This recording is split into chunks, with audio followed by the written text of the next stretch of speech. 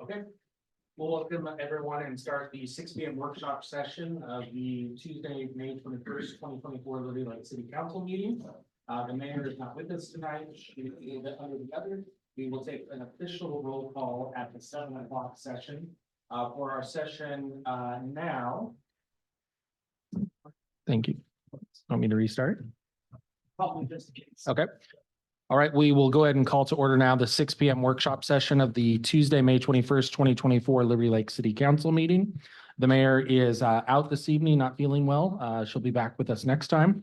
7 o'clock session, we will do an official roll call, but right now we're going to tackle the draft of the Stormwater Master Plan. And I think Lisa is going to lead that. Good evening, council members. We're very pleased to have the whole team online with us. I do want to send apologies, first of all, to KJ. He is trapped in traffic. He is on his way, but he will be here.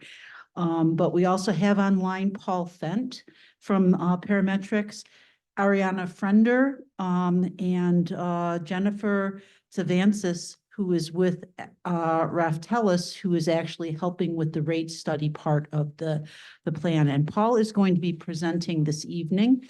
Once we get through Parametrics presentation, Kyle's going to follow up with some policy conversation with you related to the rate study, kind of set the table for our upcoming rate study workshop.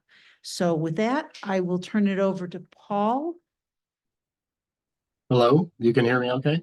Yes, we can hear you very well. Okay, thank you. So my name is Paul Fent. I'm with Parametrics, and I am a storm and surface water group, former group lead, and manage the stormwater program for Parametrics. And I'm the project manager for your stormwater master plan. So I'm going to walk you through some of the basics of what's in here and fill you in on what we've been doing for the last several months, a year or so. Next slide. So first question is, what is in a surface water management plan, or we call them SWAMPs? Every plan has some version or form of everything that's in this outline here. We always start with a problem goal. What is it that you're trying to accomplish?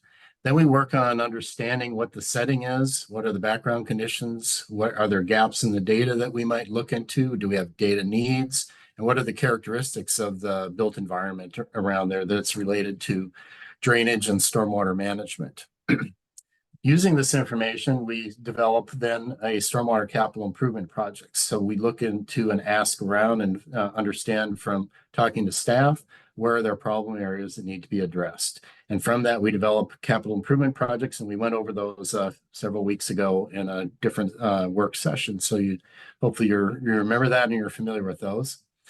The next step in is what we call the programmatic activities, and that's sort of the routine day-to-day work that goes on that's related to either capital repairs or it's related to what are the basic functions of delivering a stormwater program. So is there a permit need to follow? Are there forms that need to be filled out? Is there a policy decision about timing of how often you might repair something or how often you'll go and clean out things? Those are generally considered programmatic activities that are related to what makes delivering your stormwater drainage to the public, how that gets done and how it happens.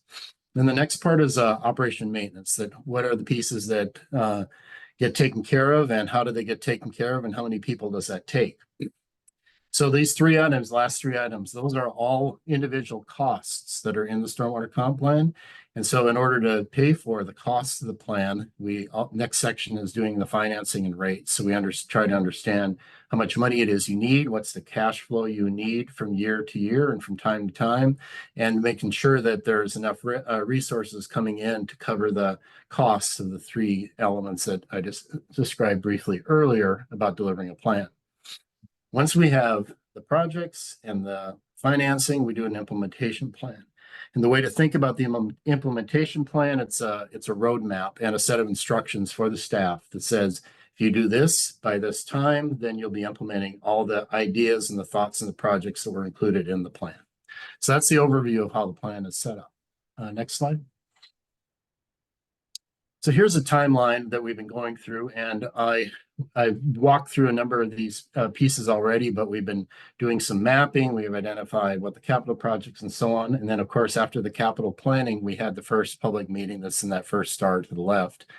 And right now, we've got the draft swamp that was in the packet, and we're on the introduction of the council meeting that's related to introducing this draft. In a few weeks, there'll be another session and there's an ongoing rate study, and then we'll be presenting that rate study here in a few weeks. And then after we understand what the rate study is and what the project is, it's going to basic plan that will be adopted, then we go into the implementation plan. Again, that instruction manual for how do you execute your stormwater projects. Next slide. We feel it's really important to start every plan with a goal or a vision or objective statement. And this is the one that's been developed for your plan.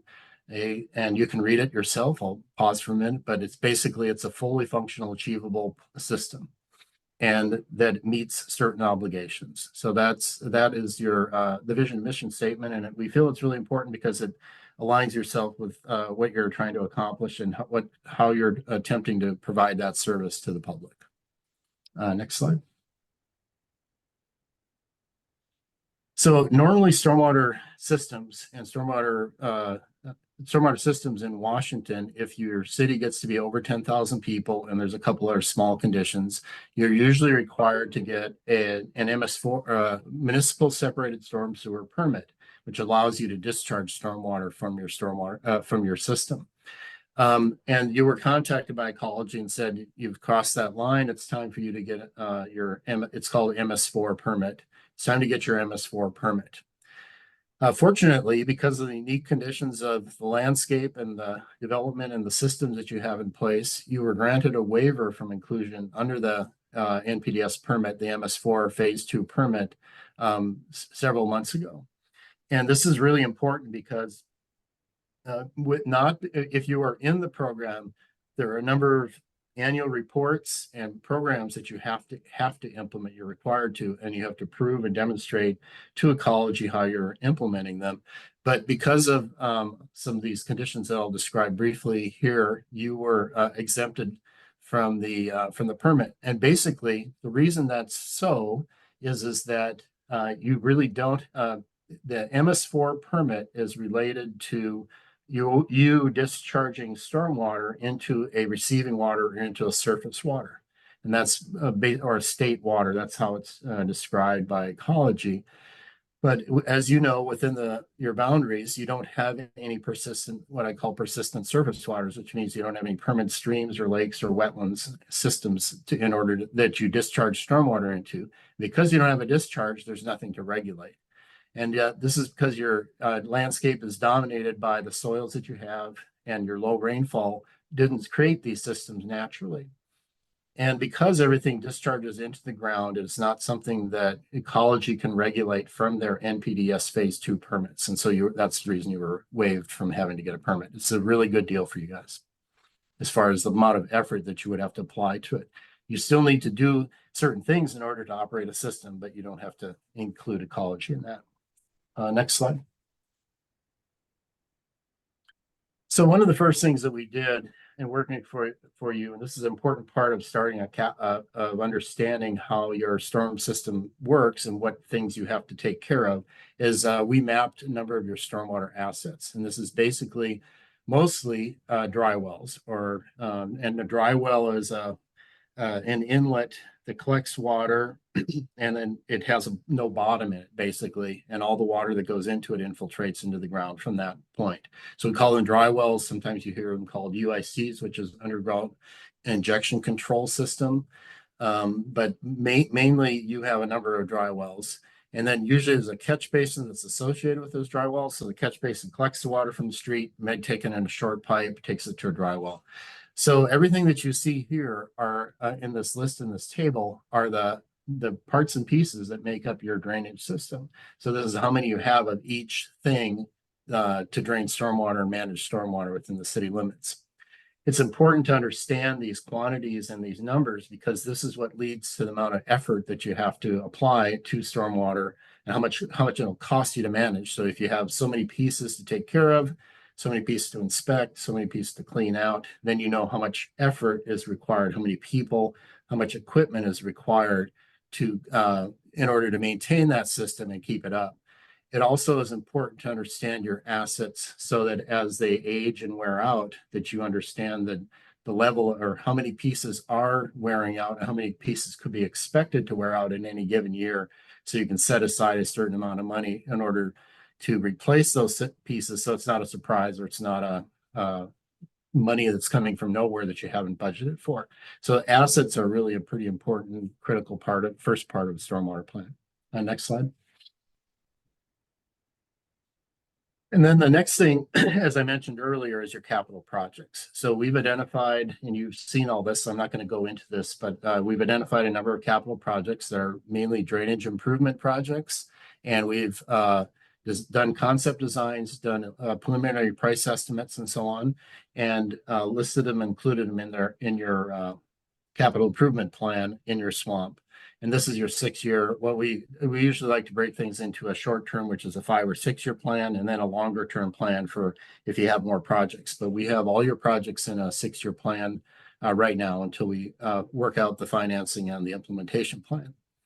Another part of your capital improvements are what we call the programmatic stormwater capital improvements. And this is basically what I was describing a minute ago, where you set aside some money in order to repair or maintain systems that are wearing out or breaking. So you've set aside some money so you're prepared to do that. So it's still considered a capital project because it's something you buy and something you construct or install, but it's not a one-off project like your capital projects. So this is what sets up the cost and the pricing that you need in order to implement your capital projects and clean up your any drainage issues or drainage problems that you might have in the city. Next slide. So there are a number of things when I talk about programs or actions in your stormwater program. These are the things that are not building drainage pipes. It's basically kind of the institutional element of working on or institutional element of your stormwater comprehensive plan. And it's usually an element of understanding, are there regulations that you need to follow when you discharge stormwater? Picking what stormwater manual you use. So you're identifying and saying if somebody needs to or wants to develop within the city, or you're building a project, what are the guidelines you follow? And that usually comes from stormwater manual compliance in the choice. Because you have all your stormwater discharge to the ground, it's important to consider and have a pretty good illicit discharge system. And that really means your ability to look at and inspect and enforce and clean up discharges and accidental spills that intentional and accidental discharges and spills into your storm drainage system. So it's really important to have some sort of policy or some sort of approach to addressing illicit discharges, especially because they're discharged to the ground. But it's important whether it's to the surface water or the ground, but it's harder to clean up if it goes to the ground. And of course, that leads into your aquifer protection. So it's important, we think, to make sure that you're following along with some basic approaches to protecting the aquifer from stormwater. And one of the ways is going through the APA program, and there are other elements that are important, which leads to what's called the underground injection control program. And that is the regulatory process that allows you to discharge water to the ground. And there's an ecology process where you have to register all your discharge points as what's called a UIC, underground injection, and make sure that they are registered with ecology. And then if any policies or approaches or standards come about because of the UIC discharges, then you'll have them all mapped. You'll understand where they are, and ecology has them all registered. So those are the programmatic activities that are involved in a stormwater comp plan. Next slide.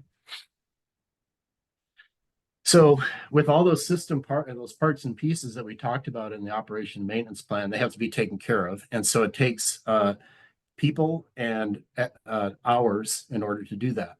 So I'm not going to go into these lists, but these are the kind of activities that are in your plan that get funded that need people to take care of them. And it's highlighted mainly by actual cleaning of the dry wells or cleaning of the catch basins and the systems, mowing, sweeping the roads, all those things that are related to maintaining and managing and making sure that the stormwater system is working the way it was intended and so on, are included in the resource plans. And then there are other costs that are related to it, like when you have waste, you have to dispose of the waste. Sometimes you need to make upgrades because over time your infiltration systems get filled with sediment and so on. So all those costs, those capital costs of that maintenance, get included in this operation and maintenance planning. So all these are resources that we identify so we know how much money it's going to take in order to maintain what you have, and then that informs the rate studies and the financing. Next slide. So we're not going to go too far into this, but this is just today because there's another meeting coming up. But as I mentioned earlier, there is a rate study that's going on, and there with our sub-consultant Raftless, and they're taking all these numbers that we're feeding them and then working them out and working in things like escalation and all their magic that they apply to the numbers that we give them as far as revenue needs. They look at the revenue stream and the available revenues and look and match up what kind of rate schedules you could use in order to match what those revenue needs are to deliver those capital projects and deliver the capital programs. So just to give you an idea, right now you are at charge in your stormwater utility rate $10 a year, which was last updated about several administrations ago, about over 30 years ago is the last time it was updated. So it might be a little bit behind as far as what you're trying to collect.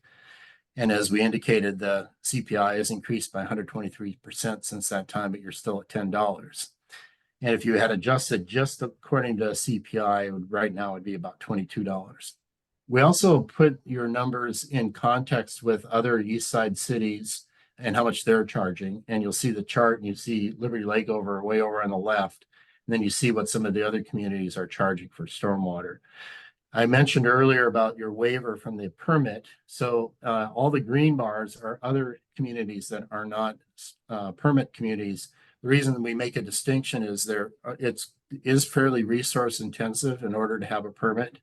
And so we want to make sure you can see apples and apples comparisons about how you compare with other towns that aren't permittees. And then the rest of the ones, the bars in black, are communities that have stormwater programs just like everyone else, but they also have to meet the ecology permit. Next slide. So some of the things that are left to do or in the implementation plan is first of all, is to pick priorities. So we've listed all the capital projects, and you can't and don't want to build them all at once in the same year. So you have to decide what the spread or when you're going to build them and what year you want to build them. So the first element we'll do in the implementation plan is this selected priority for the capital projects, when they'll be delivered. And they are a little bit different prices. And so the delivery time, if it's in the first 2 years, the next 2 years, or whatever, that influences the revenue stream that's needed in order to have enough money to deliver those. With the programmatic projects, those are just a straight line that go across over all the years of the plan and so on. So other than some minor escalation that occurs with pricing and so on, we just build this into the revenue need for the capital improvement projects. Next slide. And then we mentioned that list of stormwater programs and so on. So in the implementation plan, we lay out all the activities that need to occur. And each one of the activities, we have a start date, a duration, and then a finish date when you plan to finish this. So all those activities they're all listed here. These are the activities to do in the implementation. We take these and spread them out over the life of the plan until you do the next plan, and show when each of these activities needs to be started in order to be finished when you want it to be finished. So these are all the projects that get laid out in the implementation plan. And this is the last thing that we do when we do a plan, because we have the capital and revenue needs, and then we have the revenue available, and then we need to align those things and start doing the work so that we're not programming too much work or more work than you can do, or more work than you can pay for. So part of this gets distributed over the life of the 6-year life of the plan of when you're going to do each one of these activities.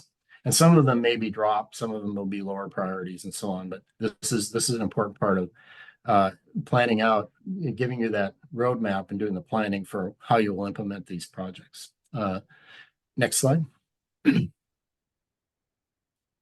And this is just a continuation of those services. And this is the part where if there are any other changes that are going to occur in the operation maintenance, if there's going to be more operations, more maintenance, if there's any enhanced maintenance required and so on, that's all included in the table on the left.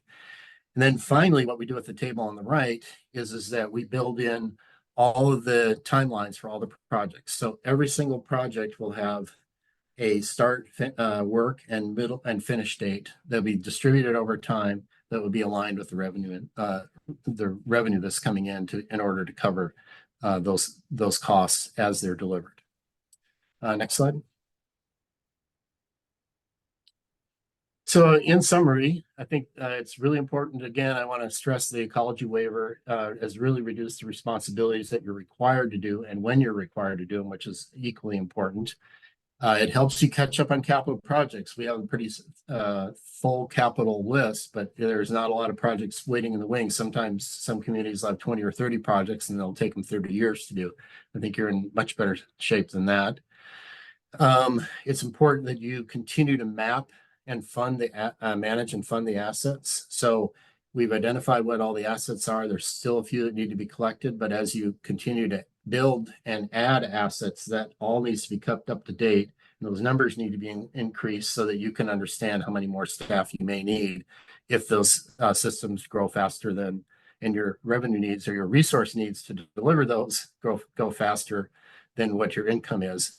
It's really important now that we've got a good start on the mapping and on your assets that you have really good maps and you keep them up.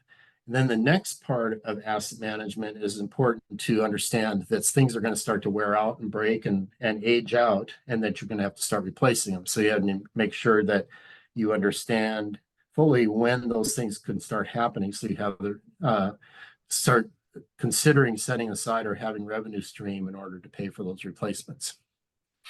I think it's really important because of your dry well system. All dry wells eventually wear out or need to be rehabilitated or need to be cleaned out. So it's really important in your asset collection to understand what time and how much life is left in the dry wells and those assets and so on, so you don't get behind. You don't want to develop a deficit in that because it's really hard to catch up and can be costly to catch up. And we think the last item is it's important to have policies and so on that will continue to protect the aquifer, since all your discharges are going to the aquifer. So that is a brief summary of your entire plan, and I'm sure you'll have some questions. All right, questions? Councilmember Dunn. Yeah. Question probably for Kyle regarding the current stormwater rate collections. How is that collected right now? $10, I think, a year. So yeah, it's $10 a year and it's collected with your property taxes. And that was essentially implemented in 1992. Gotcha. Okay. Another question then related to the assets. Paul, I think one of the slides had an image with positions of the assets throughout the city. If you could Yes. on that.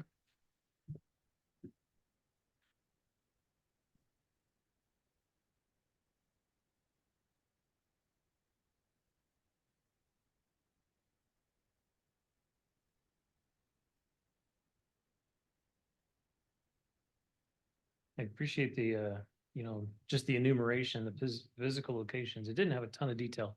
Appears as though some of these stormwater assets are on private property. Does that sound right? It's possible that some of them are on the private property. I understand that there are some systems that you do some maintenance on that are in private property. They were part of agreements that you would maintain the systems, even though they're in some of the private systems. I think KJ or Lisa, you know more about those. Yeah, if I can speak to that. So this is an agreement that was developed back with the county and that the city took over. and there's an additional charge associated with it. But the understanding is that for those shared stormwater assets where it's treating both our roads and potentially the private development, that the HOAs are responsible for maintaining the above ground, but we are responsible for maintaining the below ground because, excuse me, allergies, because that's a significant cost for an HOA to take on, and they may not do it. And it is about protection of the aquifer. So that's been going on since the time of our incorporation.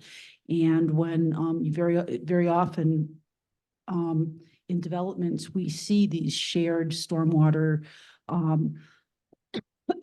facilities that are treating both runoff from the development and streets. And very often it's on HOA land. However, there is still that. In fact, when we plat those developments, we actually, the dedication and the responsibilities are listed right on the plat. We knew this was going to happen. That's okay. Let me try and just paraphrase and see if I interpret that right. So an example, if a swale is presented within a neighborhood environment, and the swale, for example, I think we saw a couple of these are defective, right? I mean, they're basically in need of some repair. That the surface portions of the swale, for example, if it is higher than is required, would have to be the responsibility of HOA, but the dry well associated with that swale, the city will take on. And the same with the piping, that's correct. Okay, cool. I guess I foresee challenge in trying to get these private property owners to participate in the reconstruction. We have easements. We have, that was done as part of the HOAs. If it's in an HOA, the HOA is responsible. And we have the enforcement abilities to address that. That's an enforcement issue. If it is on us, though, we do have easements to access those facilities. Dry wells and pipes and that kind of thing. Exactly. To your recollection, have we ever really had significant action on any of these stormwater assets in the history of the city? So not to my knowledge, since I've been here, we have some that we've had to rehabilitate some. We do Vector some of the dry wells out. And that's something that is ongoing. That's an ongoing maintenance kind of thing. Gotcha. But in terms of having to replace one, we're a relatively young city. Our infrastructure is relatively young, but it is starting to age. Mhm. And so this is one of the reasons why we wanted to undertake this stormwater master plan, is understanding that we hadn't, it's something that hadn't really been on the forefront of our awareness, that we have to, as we age as a city, we do need to be prepared for that. Yeah. Kyle, is there an existing fund, which is these $10 contributions have been made to over time? So yes, Fund 410 in our annual budget is our stormwater utility fund.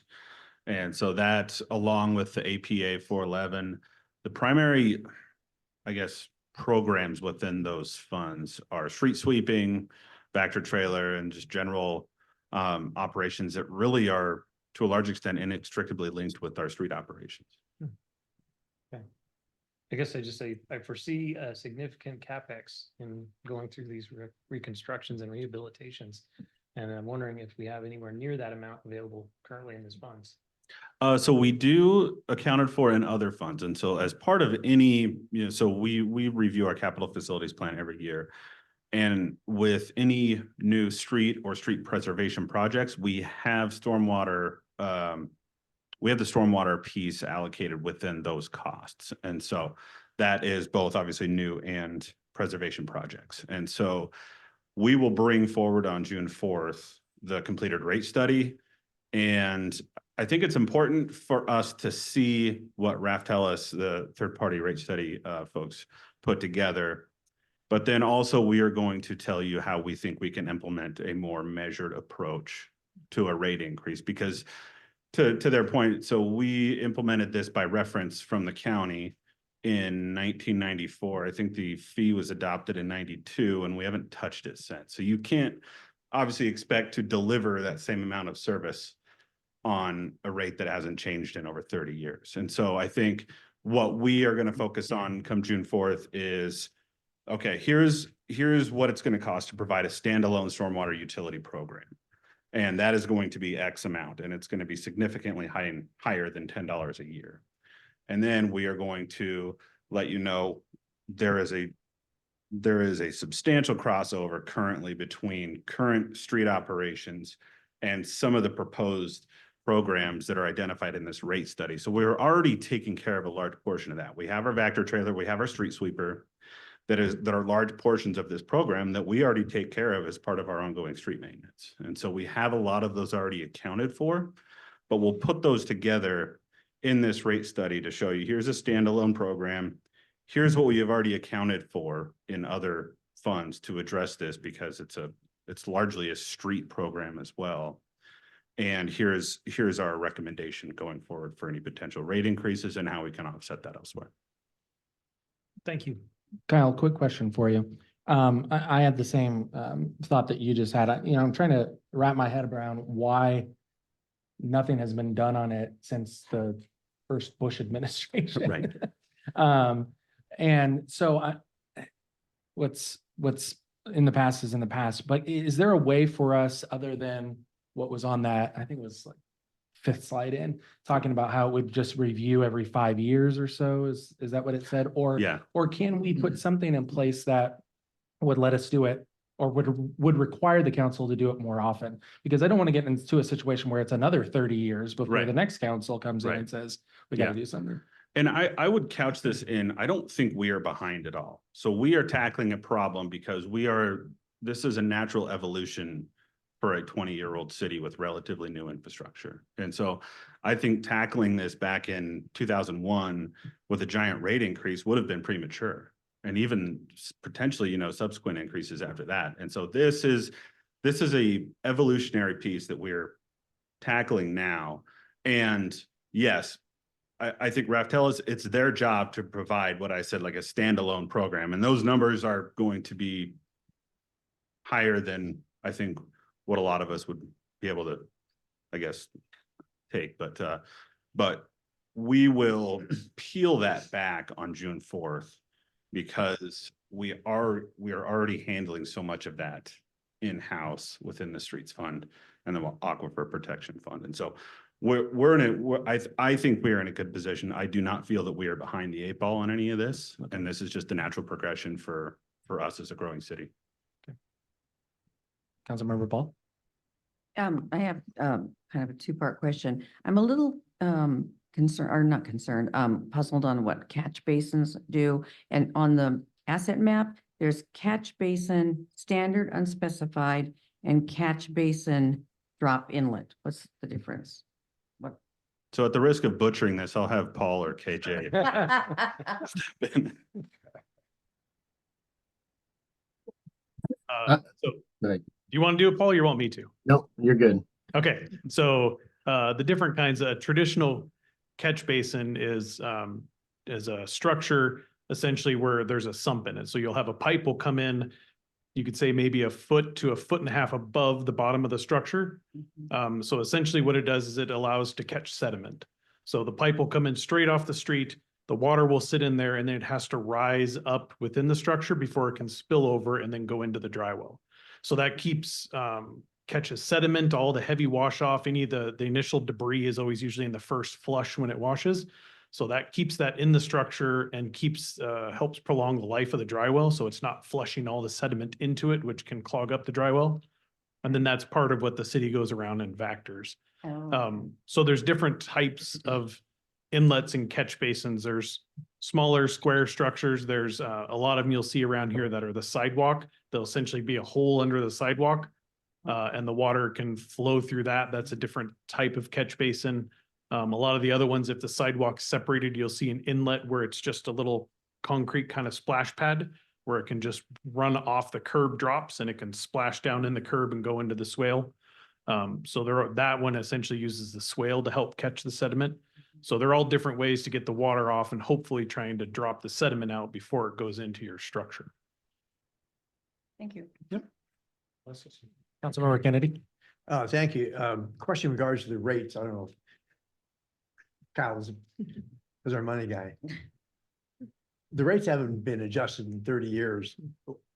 What were the factors they're taking into consideration when the rates were originally designed? Does that have to do with the population, the amount of square footage of the city, or what? So it was pre-incorporation of the city. And so this would have been a county mechanism to determine appropriate rates based on. So I'm unsure of the square footage for impervious surface. There's a calculation for it, but there's a minimum amount. And then anything over that has a formula charged in addition to it. And so I can't speak to the specifics on that, but. Okay. Then do you have an idea what we'll be looking at moving forward? So, so a little bit of a preview, there's going to be models that say in 6 or 7 years, we need to be at $50, per property per year. So that's a 5X increase in a pretty short amount of time. So my question would go back to the original, is it, if it, whatever it's going to be, is that based on the expense of maintaining it? Yes, in an So, indirect way. Yes, go ahead, Mark. so typically your fee is designed to cover your ongoing maintenance plus any capital reinvestment into replacement activities. Now there are multiple different methodologies for deriving what that is, but that's typically what your ratepayers are paying for the maintenance and capital replacement of the system through the rates. Yeah, what predicated me, wanted to ask the question is I look at the different rates for what we were paying to some cities are paying substantially more. And your response, I think, helps out to realize that some of those cities are paying a higher rate. They're much older cities, so I think they probably have infrastructure that is really in bad shape. That is correct. And they've already gone through maybe several rounds of replacement as well. Okay, so that leads me to another question. Oh, I'm sorry, go ahead. I just wanted to jump in on that because the other thing that you have to realize is that there is a whole policy discussion that has to go along with the rate study. Again, we can tell you what all the costs are related to stormwater. Some of these jurisdictions have true enterprise funds where the whole cost has to be borne by that fee.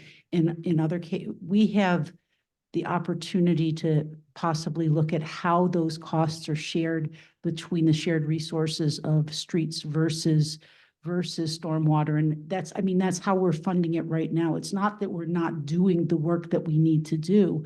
It's that we're funding it through our streets program. So there may be some policy opportunities for this body to consider as to how they may want to approach that. And so that is a really important distinction also. Okay, very good. Can I add one thing, please? Yeah, go ahead. The other thing is those capital projects. So those capital projects are one-time efforts, and they're basically catching up on drainage problems that haven't been addressed. And so that's actually a pretty significant part of the next 6 years worth of the cost is catching up on the broken and drainage, not broken pieces that are failing. That's that discussion we were just having. It's catching up on projects that weren't built to solve drainage problems.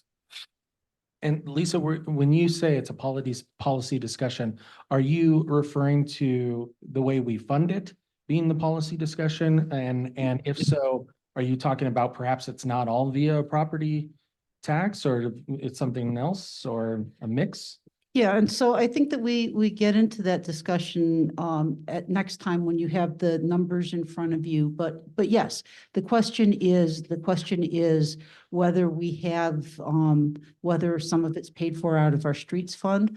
It may also be an opportunity for us to look at like the utility tax and maybe use this as an opportunity to maybe more equitably fund those costs. So there is some policy discussion that can happen around this in terms of how you want to do it. We don't have a true enterprise fund.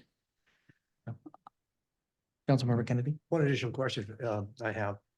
Our city is relatively young, but of course, we were part of the county before we became a city, so the infrastructure here and also around the lake and stuff was pretty much probably all done at the same time on it.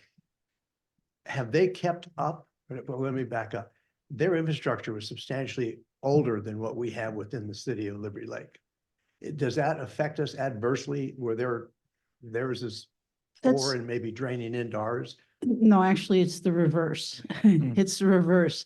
Sprague Avenue, but for the same reason, Sprague Avenue was built in the county without any stormwater. Guess where it all goes? Down to the county. And it is a problem and it is our right of way. And we do have an obligation. That's one of the big projects on the list Okay. is fixing Sprague Avenue. And you'll see that in our capital improvement program. It's the piece of it related to stormwater is not an inconsequential one, but it's also one that if we don't deal with the stormwater, and here's where it's hard to kind of separate out streets from stormwater. You have to have stormwater to treat the runoff from the streets. If you don't have stormwater being managed appropriately, it degrades your streets and they fall apart a lot quicker. And that's one of the reasons why when we go to fix Sprague Avenue, we also need to fix the stormwater situation. Thank you. Councilmember Van Orn? Thanks, Lisa. I've got 3 more things for you. With what I was seeing and reading in here, and of course, being here since the beginning, yes, we're relatively new. But with Appleway, Contra Vista, Sprague Avenue, having some of those pooling problems, that's taken care of by the streets, correct? So, yeah, so you're gonna see, and later on in the agenda, we have, the Appleway overlay, which we expected to be an overlay. We actually do have a stormwater system, but there's one part of it that, isn't being handled the way it needs to be. It's relatively flat, and where the stormwater is going is not on our property. So that's something we have to fix. Country Vista is another one where it was built, actually, it was built in 1996, and this was just around the time that the state had implemented the stormwater program, but they still sized things to a Western Washington design storm. So much more, so the swells are much larger and whatnot. It doesn't mean they always work either. When we go through Country Vista is on our capital facilities plan for a pretty significant improvement in a couple years. And we've known all along that we needed to clean up some of the stormwater there. And that again is one of the projects that you see on this. So the capital facilities part of the stormwater master plan is really fixing things that we've discovered that either were never built correctly or just need to be repaired. And it's actually, as I think Paul pointed out, it's a relatively small list of projects.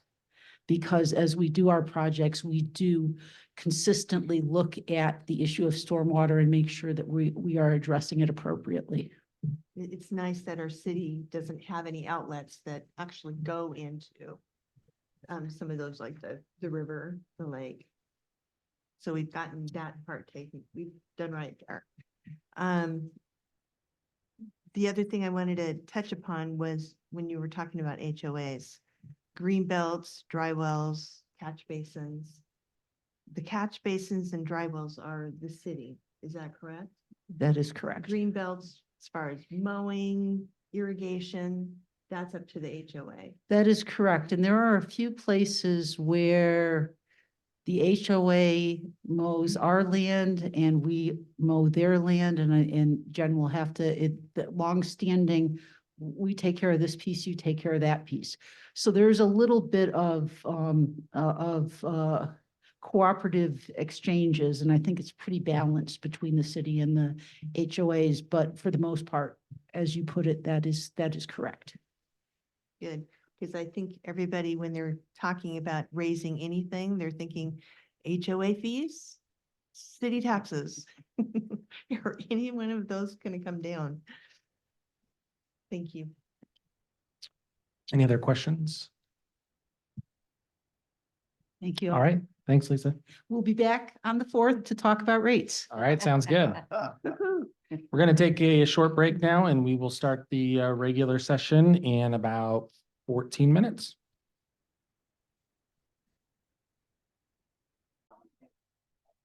Okay.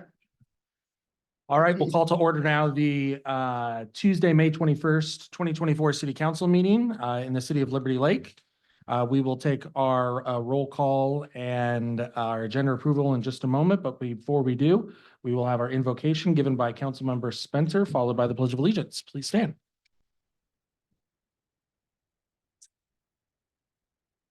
Our Father in heaven, we are grateful unto thee this evening for this opportunity that we have to gather together as city officials and citizens, and we're grateful for the blessing that we have to live here and for all the modern conveniences that we enjoy. We're thankful for this chance that we have to counsel together, and pray that thou will bless us, that we can work to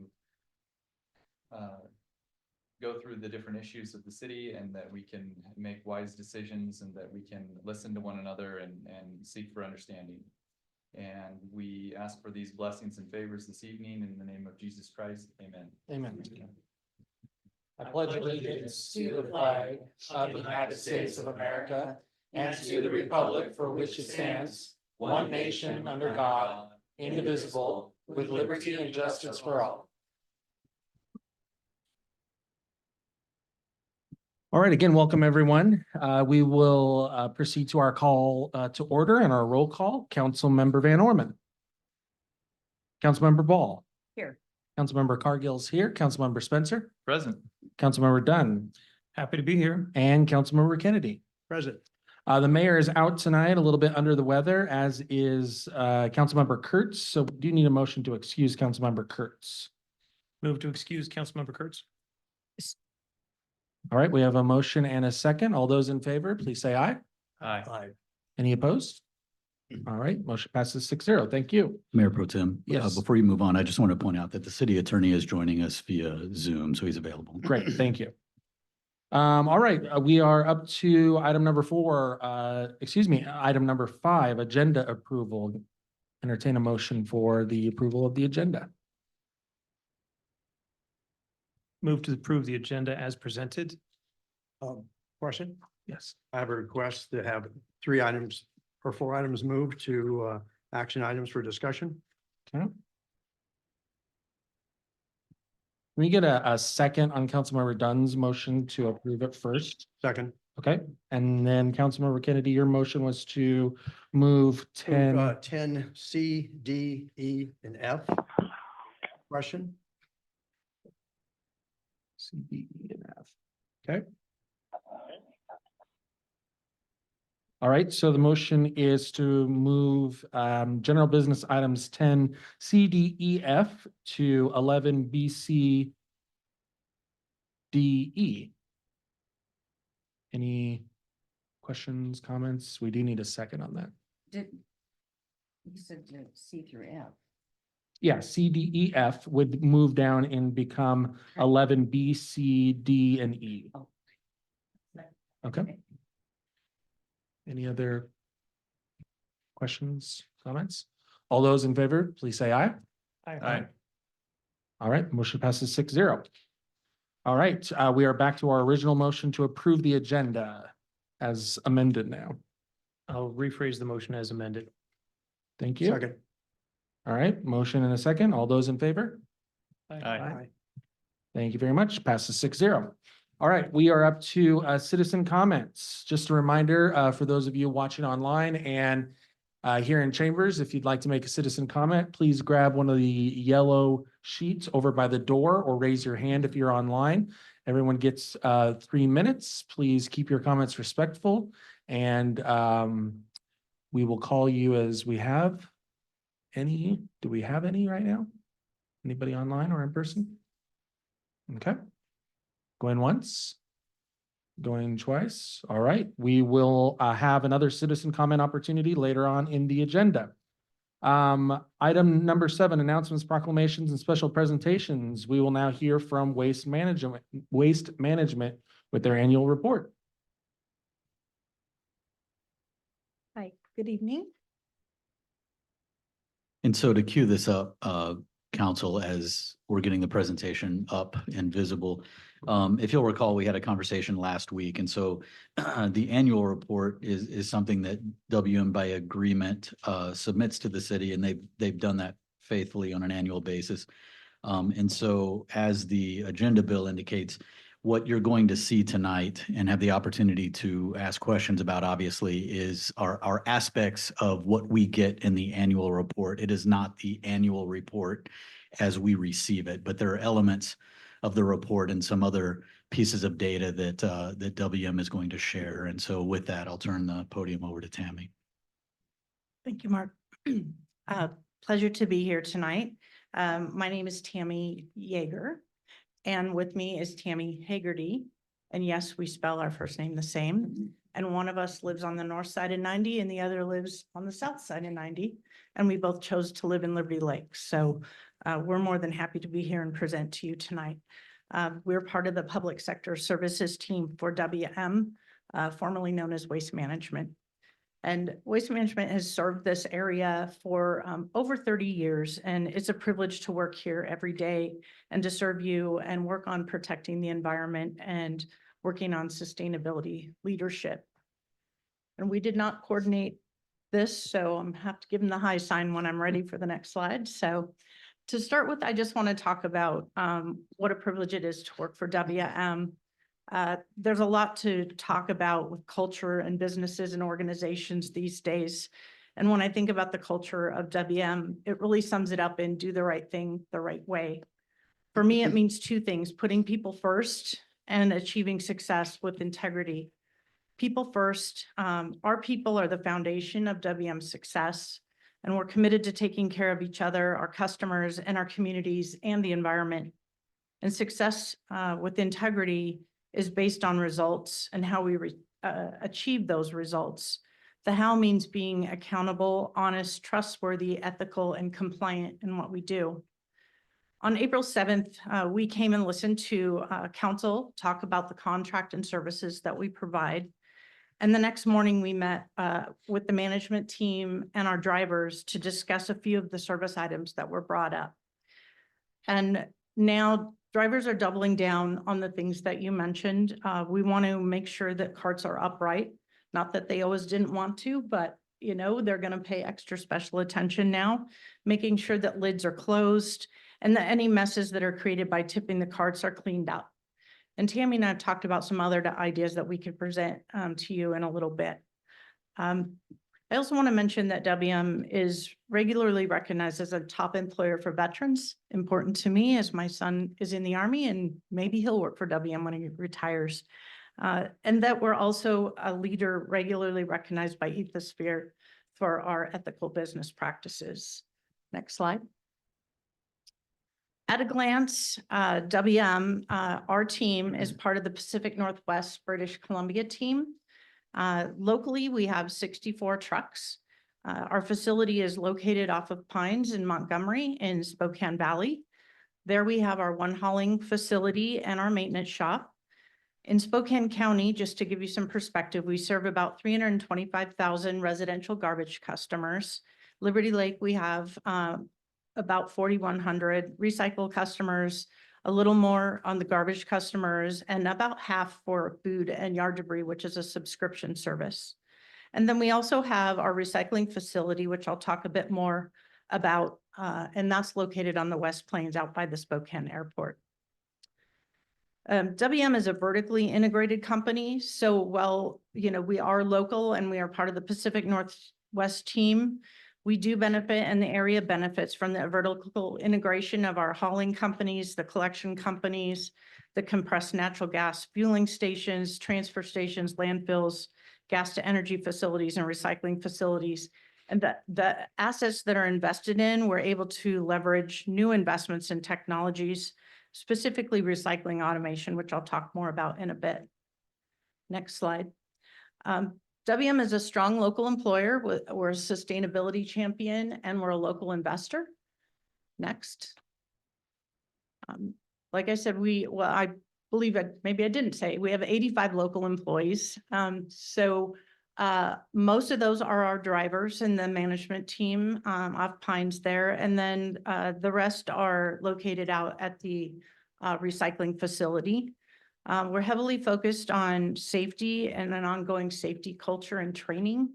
If you look it up, providing garbage collection service is one of the most dangerous jobs in the United States. So we don't want to be the statistic or create more statistics. Thus our focus on safety. We also have benefits that are really good for our drivers and our local team, and we're focused on wellness programs. And a couple of years ago, WM instituted a college degree program. So anyone that wants to can apply for a college degree, and it's part of your benefits. Next, please. As far as sustainability goes, we provide curbside recycling, as I'm sure most of you know, the yard debris and food collection services, garbage collection, commercial garbage collection, open market recycling, and then we have the recycling facility. For Spokane County, our hauling portion is regulated by the Washington Utilities and Transportation Commission. And then we have separate contracts for municipal service with Deer Park, Airway Heights, Spokane Valley. And those were awarded through competitive processes or sole source negotiations. And then we provide some disposal services for the city of Spokane. Yet the city of Spokane, they have their own garbage trucks and routes, and they do their own service. Our contract with Liberty Lake is specifically for residential and garbage collection service, residential recycling, yard debris. And then part of that is to make sure that what we collect is properly recycled, composted, and disposed of.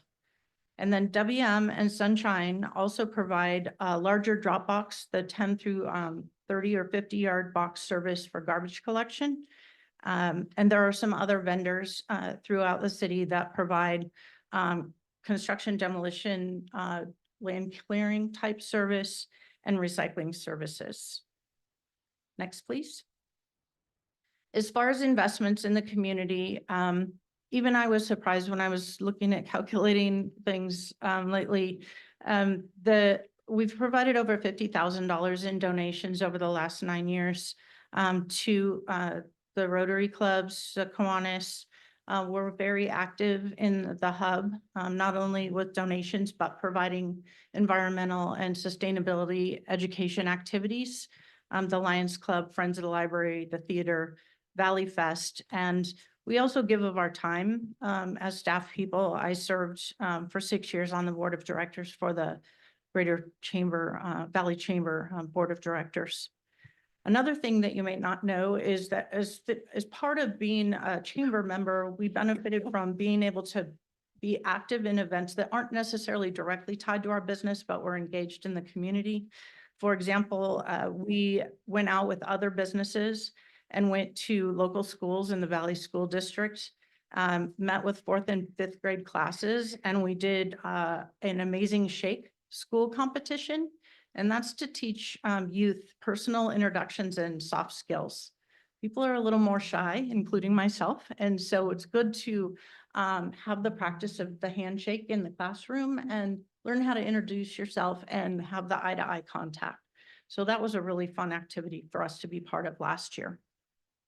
Next, please. As far as local infrastructure, we put in the first compressed natural gas fueling station many years ago without fanfare. I should have probably done a press release, but we were focused on serving the customers at that time and making sure everything worked. Since then, we've been adding to that, that fueling structure, and we've had to retool our mechanics. So they are now equipped to work on that type of equipment. And again, if you're looking for the address of where our office is located, it's off Indiana. Next, please. So WM is continually investing in technology advancements to improve customer experience and make it safer for drivers to do their work and for our customers on the street. We've implemented onboarding onboard computing systems to allow for real-time knowledge to be relayed to our dispatchers and the managers. And this information is also available to customers who choose to use the MyWM app on your cell phone, both Android and iPhone. We have a very sophisticated routing system. It's a world-class system. It's a real challenge to get the routing right. So we spend a lot of time on that for efficiency purposes. It all relates back to how your rates are formulated. How much time does it take us to be on the street? And how efficient are we? We have another, next please, program that we implemented called Smart Truck. And WM's driving the largest renewable natural gas powered fleet into the future. And a few years ago, we introduced the Smart Truck, which is an image technology, and it allows us to share with customers and provide enhanced customer service experience through positive service verification. So after all that jargon, what it means is when we're cruising down the street and we pick up your can and dump it, we have a timestamp and a date, so we know when we've been there. The cameras are mounted on various locations of the truck to provide visibility in traffic, to show road and neighborhood hazards, and again, to take the timestamp showing when we've been there, when we've serviced carts, or when we may have had a slip up, when something's happened, so we can record it all. And this helps us to also coach our drivers on safe servicing techniques, safety in traffic. It's caught accidents, right? So all of these things help us be safer in the community. Next, please. So you might be wondering, or maybe you don't, you just like your stuff to go away, but some people like to know where it goes once it leaves the curb. Your recyclables are going to the Spokane Materials and Recycling Technology Center.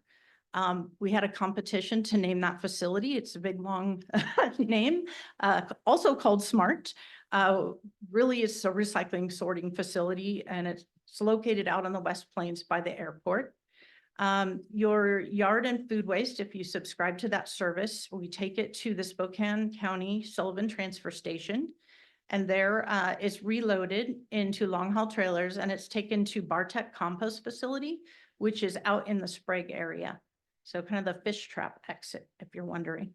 And then the garbage we collect is taken to the University Transfer Station, which is owned and operated by Sunshine Disposal and Recycling, and is reloaded there and taken to the Greater Wenatchee Regional Landfill. Next, please. So to talk a bit more about recycling, WM is the largest residential recycler in North America. In 2012, WM invested $18 million to build a recycling facility near the Spokane Airport. This facility is 62,000 square feet and can process about 100,000 tons of recyclables per year. It services Central and Eastern Washington, North Idaho, and British Columbia. The combination of market demand and labor shortages has led to a growing investment in automation, technology in the industry, to increase both efficiency while also improving material quality. Not only are we collecting trash, recyclables, and organics from homes and businesses, we're investing in advanced processing technologies to divert more materials from landfills and to sell recovered materials to be converted into new products. So this year, WM is investing an additional $18.8 million in upgrades to this facility, including artificial intelligence and robotics technology. And we expect the facility to open in late summer, early fall. And we invite you to come and take a tour with Tammy when the facility is open. It's one of a kind in the nation, so we're pretty excited about it. Next, please. So you may also wonder, why can't you recycle everything? I would also love to recycle everything. The way that we develop the list of what you can recycle is in coordination with what we can accept at the recycling facilities that are in the area, or how far we have to truck something in order to get it to a market. So the municipal curbside recycling lists are developed based on marketability and sortability of the materials collected. Our recycling facilities are designed to sort specific materials that have end markets. So before a recyclable is added to a curbside list, we ask, does anybody want this material? And can we process or sort the material into something that a manufacturer wants when we're done with it? Next, please. If you're wondering what can go into your recycling cart at this point, we have the wmnorthwest.com Liberty Lake webpage. This is administered by Tammy, and she posts things on there for all of us. If you have questions about what is recyclable, the annual guide is posted there. So if you happen to recycle your annual guide, if you write down this website, wmnorthwest.com Liberty Lake, all the information is there. Tammy's our local education expert. We're both regularly involved in the community engagement, education. We post on this webpage, recycling tips, events, activities.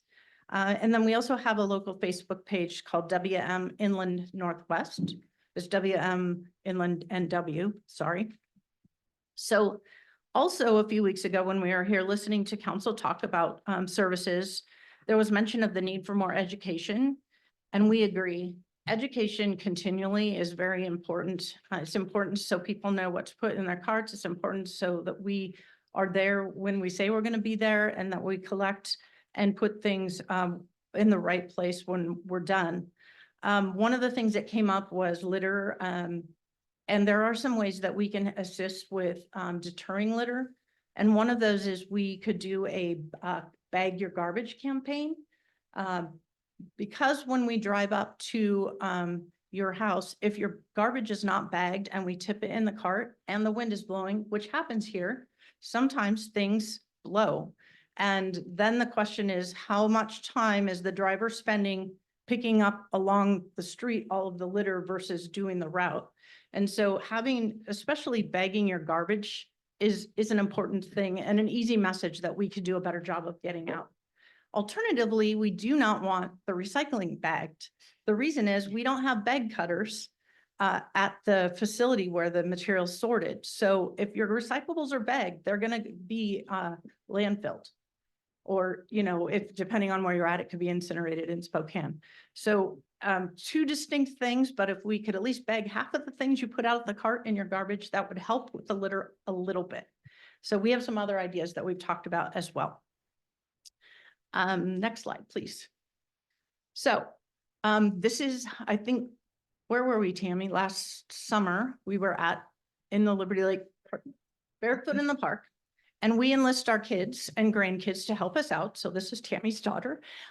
So we're pretty good at answering questions. And again, this website is super important for all of the information, wmnorthwest.com Liberty Lake. But if you're really stumped or you're just wondering, why don't we recycle this or that? You can write to Tammy and we have our very own email address, which is recycleinlandnw@wm.com. So that you're getting answers right here from the two of us that live here. So we're happy to help out in that way. Next slide, please. Mark asked, just to wrap up a little bit, he asked me to talk a little bit about the state of recycling markets and the effects that it has on customer invoices. So recyclables are commodities with constant fluctuating prices based on local, regional, and global supply and demand dynamics. Overall, the demand for recyclables has fallen, causing lower commodity prices. Current prices have stabilized, but prices are still below the historic averages. And economic pressures, both globally and in North America, are likely putting pressure on packaging manufacturers who have previously committed to increasing recycled content in their products. The recyclable commodity markets has seen prices dip, while plans for investments in the automation that we talked about, both in technology and recycling, have remained strong, and we plan to carry on with that. New mills did come online in 2023, but they have yet to impact the old corrugated cardboard markets, and the economic pressures are resulting in a lower demand for boxes, cardboard boxes.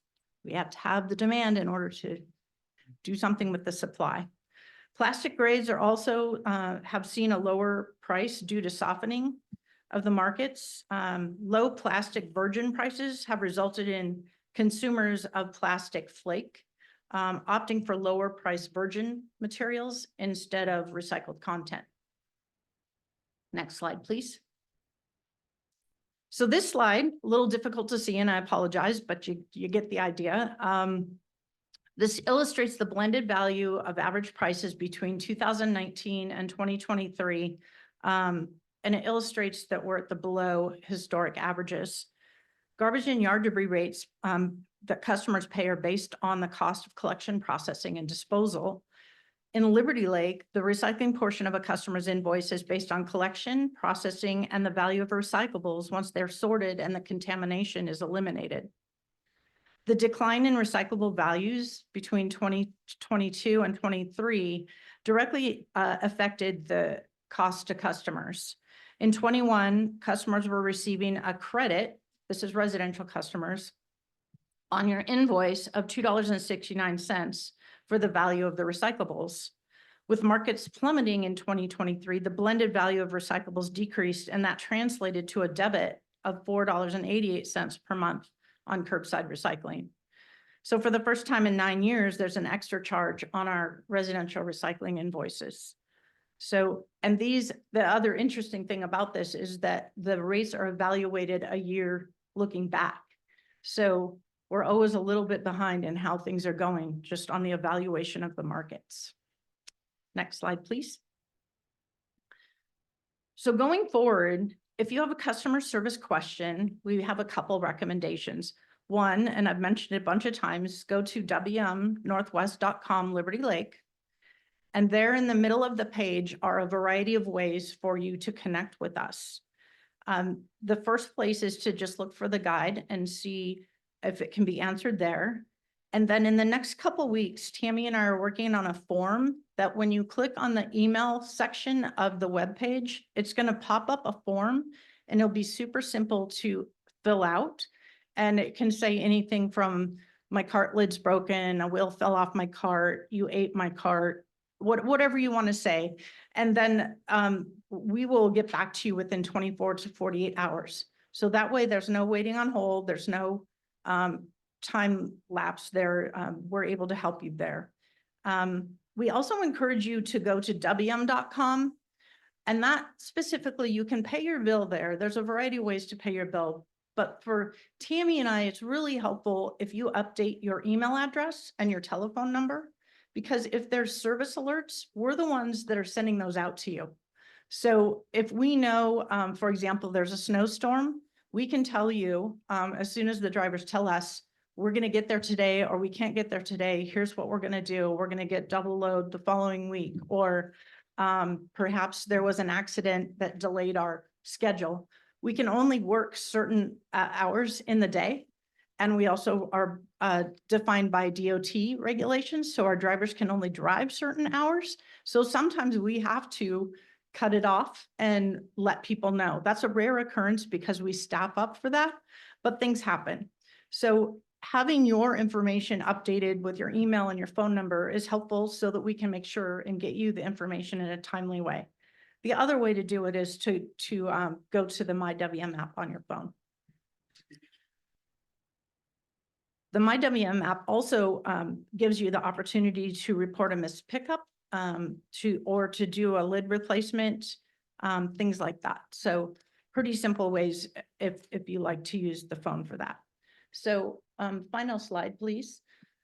So just want to thank you for the opportunity to provide an overview, and Tammy and I are here to open to answer questions.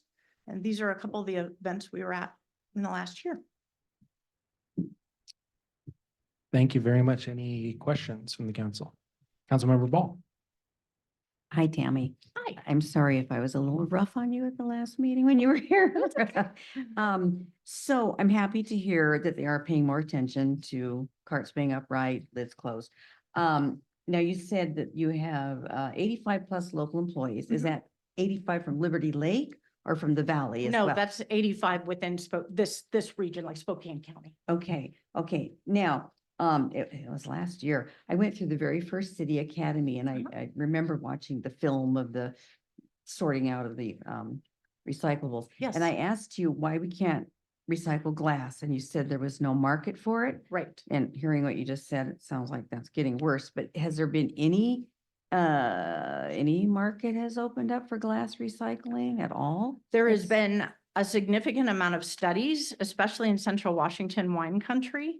A lot of bottle to bottle, but that involves washing bottles, getting FDA approval on those kind of things. So those kind of things are in play and working. There is a recycler of glass in Seattle. Mhm. They have plenty of glass up and down the I-5 corridor. So my answer isn't any different to collect it, sort it, and truck it, and then pay to have it go away. They don't pay you for the glass. They charge you for the glass. It's still, Oh, wow. not a viable solution for us yet, but everyone, it's one of those things a lot of us grew up with glass recycling, and something we'd love to do if a market opens up. Okay, and one final question. I know not to put, recyclables in plastic bags, Mhm. but sometimes I'll put them in a grocery bag, a paper bag. Is Yeah. that okay? Is that okay, Tam? We would prefer you empty the bag out and still recycle the bag, but just to keep it Oh. loose. Okay, So our sorting facility can sort it out. okay. Thank you. I'm gonna make sure we have consistent answers. That's why I asked her. Councilmember Spencer. Thank you. So a couple things. I thought it was interesting. You mentioned that the majority of the garbage is being trucked out to a landfill. Is Uh-huh. that right? Yes. It was my understanding that our garbage was incinerated. You did mention the incinerator. Right. So what is being incinerated then locally? Spokane County and City of Spokane Waste. So, and what is the reason why waste management garbage is not being incinerated? Well, a couple reasons. One, we own and operate the landfill. Okay. We actually own a couple different landfills. We own the one in Wenatchee. We own a construction demolition landfill in the West Plains area. And then we just opened Adams County landfill in Adams County.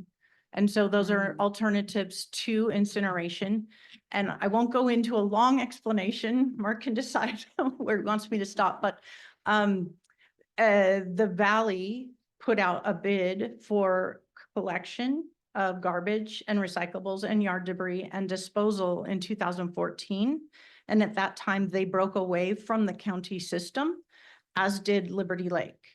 So we were the successful bidder for the Spokane Valley program, and that alternative was landfilling.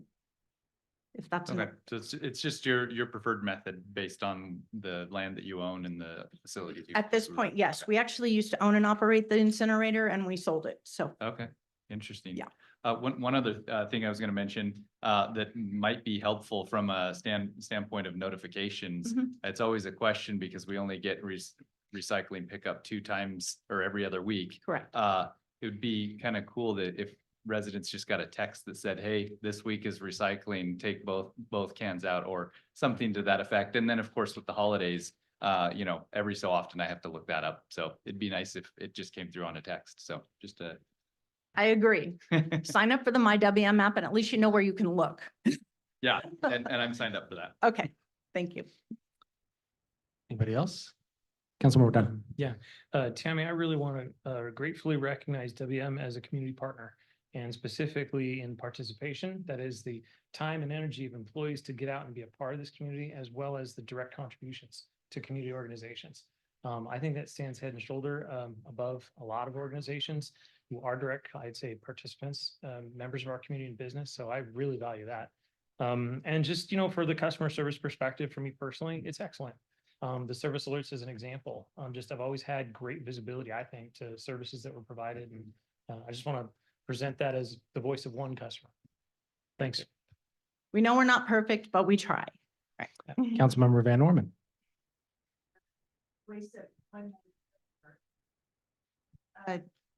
First of all, thank you for Lions Club.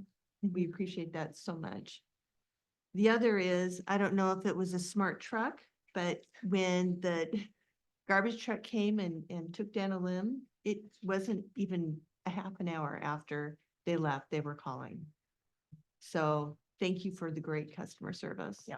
We're sorry about the limb, but things Yeah. happen. Yeah, good. I'm glad we took care of it. Councilmember Ball.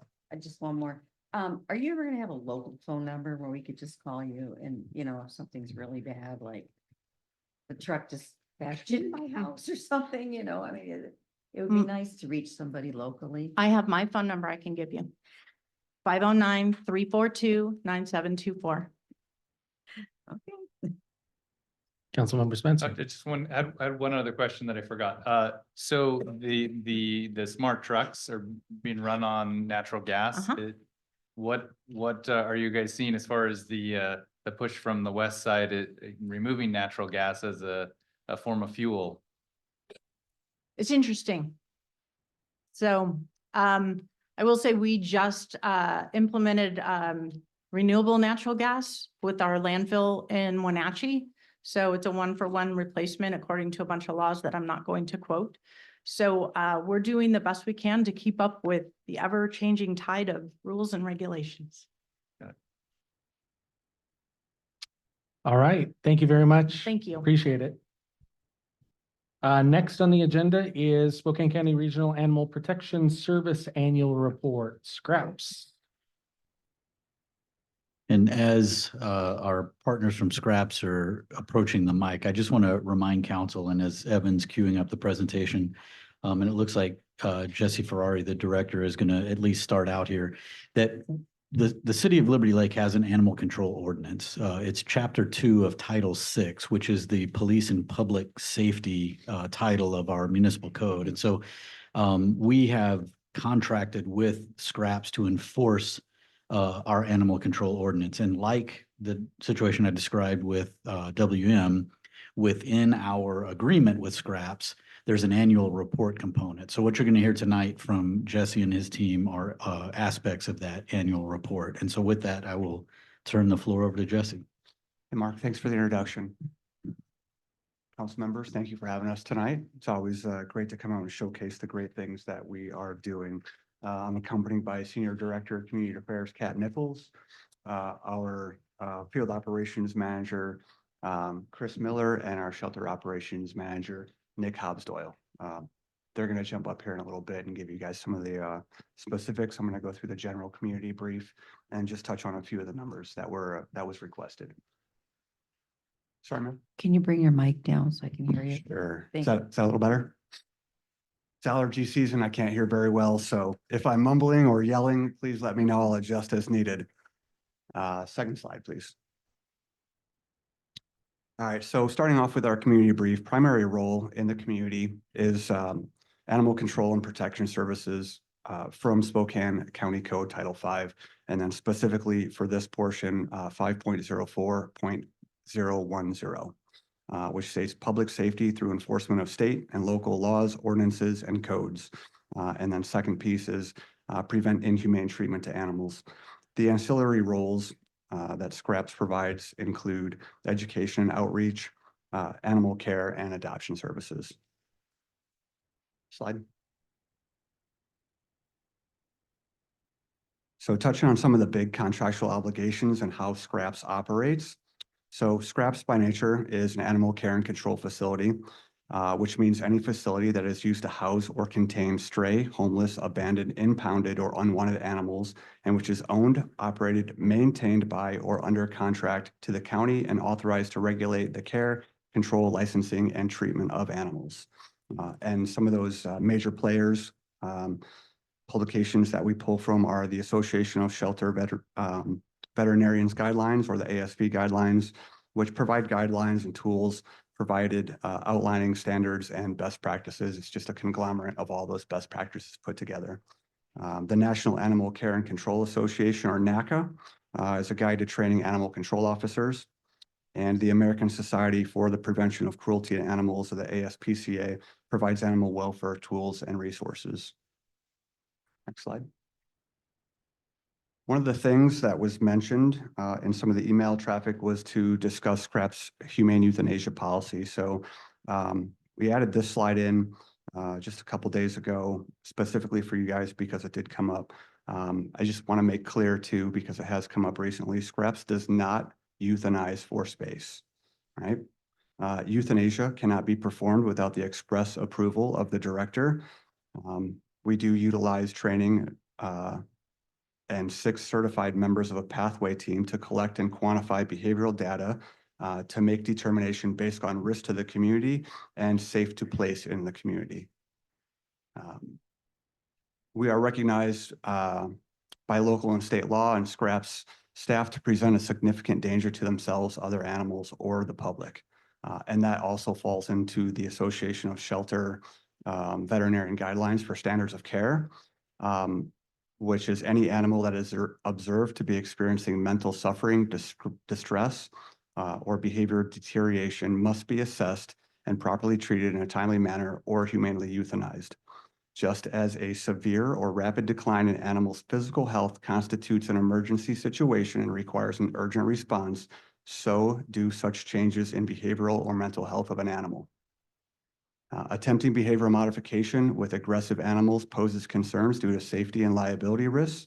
Animals believed to be dangerous should not be rehomed. So I think that answers that portion of that question. And SCRAPS stands specifically. Next slide. I know that's a little bit small up there. It kind of just covers down the left side, lower left side, our impound costs, initial vaccination costs, rabies vaccination costs, and then the cost on average for daily kennels. The right side of that box covers down on the adoption cost for cats, which is $40, kittens is $100, dogs is $100, and puppies are $150. We are the lowest prices in town.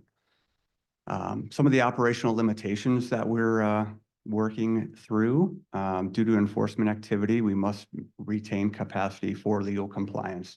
So that's, for example, if someone is detained by law enforcement and they've got to go their way and there's an animal in the car, the animal needs a place to go. So by those contractual obligations, SCRAPS would be the place for that animal to go, which is why we always try to leave some kennels open for those types of specific situations. We also often encounter animals with significant barriers to positive outcomes, including a negative history, medical abuse, justice or investigation involved type of situations. And then obviously we're trying to balance all of that with limited resources and being good stewards of public funds, your taxpayer funds. The other thing that came up was animal behavior.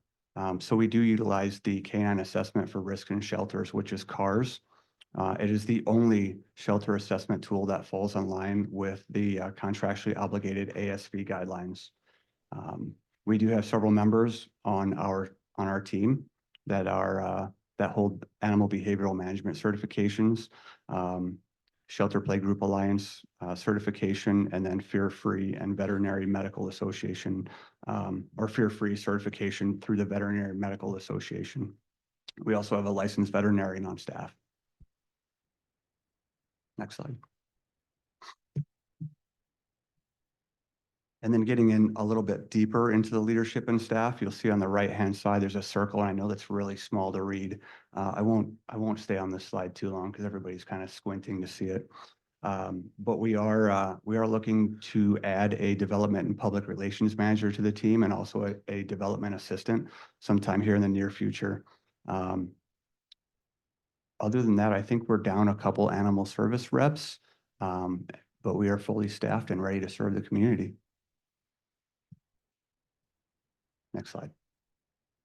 Before we roll into the Q&A, one of the other questions that came up was annual pet licensing. And I was able to pull that today. So countywide for 2023, we're looking at 35,066 total pet licenses. And I think getting into the performance measures and reporting piece, I'll turn it over to Chris and Nick. If I can jump back up if there's any questions later or if anyone has any questions right now. Councilmember Ball. Well, thank you for that presentation. You said you do not euthanize for space. That's correct. Space, okay.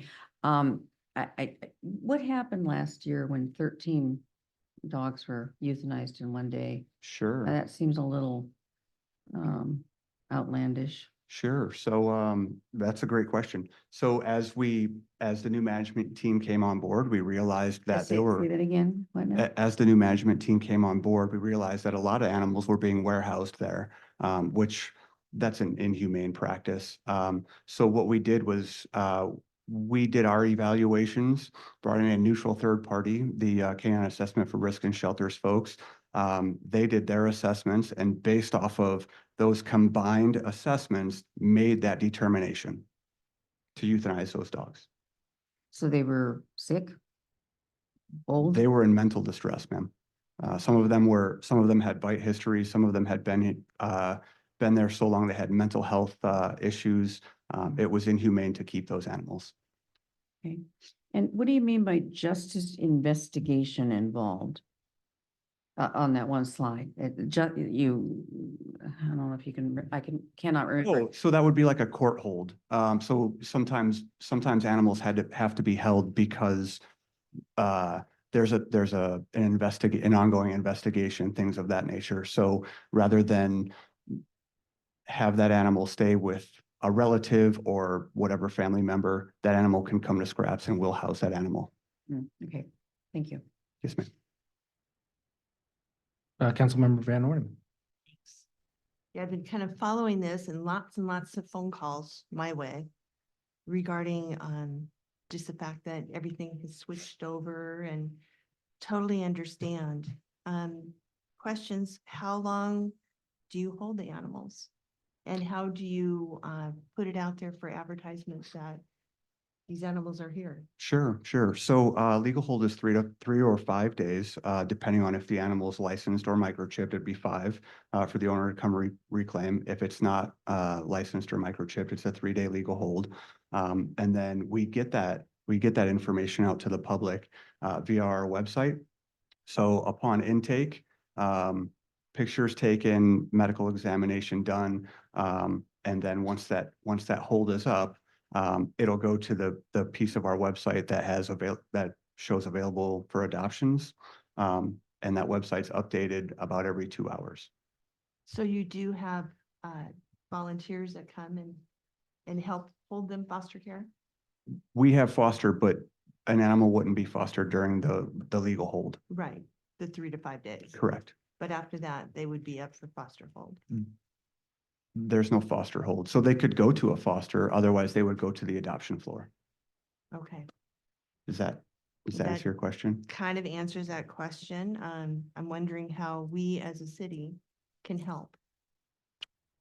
Volunteer. We love our dog walkers. We have a fantastic volunteer corps. If you've got some free time, it doesn't matter your skill level. If you want to come in and do laundry, if you want to do dishes, if you want to walk dogs, if you want to play with cats, come and volunteer. We would love to have you. Are you in need of food? Always, yes, ma'am. And do we have licensed veterinarians here within the city of Liberty Lake to perhaps get more license fees? So we would do, the veterinarian wouldn't license an animal. The license would be through the county. Okay. And we also have a licensed veterinarian on staff. For the emergent situations where our vet obviously doesn't work 24 hours a day, 7 days a week, we do send those animals out to some local emergency or urgent care clinics. I was going to say with 350 or 35,066, I would hope that you have more than one on staff. Just one, ma'am. She is the county vet. She is awesome. I would also add as the community, you can encourage spaying and neutering of your pets. Absolutely. As well as highly encouraging microchipping. Microchipping gets animals home the fastest. Thank you for putting up with all my questions. All right, Councilmember Ball. So you said we could volunteer, that would be helpful to you. Yes, So back to the incident, why did all those volunteers leave then? You had a lot of volunteers exit When was that, ma'am? after the 13 dog situation. I don't think we had that many depart. Well, there was a lot of articles in the paper about volunteers leaving. Uh, There were a handful of volunteers that left. I think a lot of that has to do with ideology. Because there are some people who have the ideology that every animal can be rehabilitated, no matter how bad their mental health situation is, or no matter how many times they've bitten someone, those kinds of things. Under the new leadership that we have and realigning with county codes and city ordinances, our primary role is to protect our community. And those volunteers had a difference in ideology there. Exactly. I'm a volunteer there. I volunteer 3 days a week. And can I just say something? I'm sorry. Yeah, come on. Come up to the podium. Please. Sorry, you guys. We are happy for this, but I'm a Liberty Laker and you guys, a lot of you know me. I started volunteering before these guys came on board. Any of these managers. I started because there was an article in Nextdoor saying what a nightmare this place has become. It was, when I first started volunteering, I went home crying every day. It was a nightmare. The guillotines were down, the dogs were warehoused, they were in little cages, they had no space. Some of them were vicious and it was scary. And when these guys came in, it was like the cavalry coming in. But you are absolutely right. There were people in there that thought no matter how vicious these dogs were, or how many times they had bitten, that they could be rehabilitated. Well, maybe, but Scraps isn't set up to do it. So I know some of the dogs that were euthanized, and I was scared to death of them. When we were out in the yard, they used to have to come because there's play yards for the dogs. They would come out. We all had to totally clear the whole yard. We couldn't be anywhere around because they were somebody trying to take a dog out and it would just come at you like roar. So it was terrifying to me. So I think I've said enough, but please understand what these guys are trying to do to clean up a horrible mess. And those of you who know me know I am a super animal lover. I don't want to see any animal die ever, but you can't save them all. And you can't just fill up every kennel with a vicious dog so that no homeless dogs can be rescued and Right. brought in because the kennels are full of scary dogs. I'm sorry. No, I can thank never you. keep my mouth No, shut. thank you. I appreciate that. So I think to sum that up, as the enforcement piece, it wouldn't be right for us to bring these vicious animals in and then in the front door and adopt them out the back door. That's not the role of Scraps. So I think maybe we did lose a couple volunteers, but those on board with common sense, I think are still here. Okay, so just to be clear, so you guys are new, you're new staff and new whatever. Fairly new, yes, ma'am. Okay. So about Well, a good. year and a half for me. Yeah, I just, I guess I've never known a bad dog, so, yeah, it's hard to fathom. I would just say to that too, the animals that we get are kind of questionable to begin with, because as he said before, if there's a drug bust and Yeah. they arrest 5 people and there's 2 dogs there, those dogs come to us. These aren't just gentle strays that have lost their way. Mhm. Some of the dogs that we get are trained to be vicious because they're guarding a drug operation. Right. Who knows what. So some of the dogs come already, unfortunately, at the hands of humans. Right. Abused or mistreated or mistrained or specifically trained to fight or be aggressive. So that's the other piece, that we don't get to choose which animals come to us. Yeah, okay, thank you. Thanks for having us, council. My name is Chris Miller. I'm the field operations manager at Scraps. I started at Scraps in November of 23, so almost 6 months now. I had previously worked in King County and Wenatchee, Washington, so spent several years in King County and a few years in Wenatchee. Wenatchee Humane Society is a private shelter contracted to perform the animal services, and then King County is a regional animal shelter, just like Scraps is. So regarding the euthanasia policies, based on my prior 2 places of employment, which were also considered no kill, which is a 90% live release rate, which Scraps maintains. So 90% of the animals that come into our facility find a live outcome. So we have continued to maintain that, which is impressive as the enforcement agency.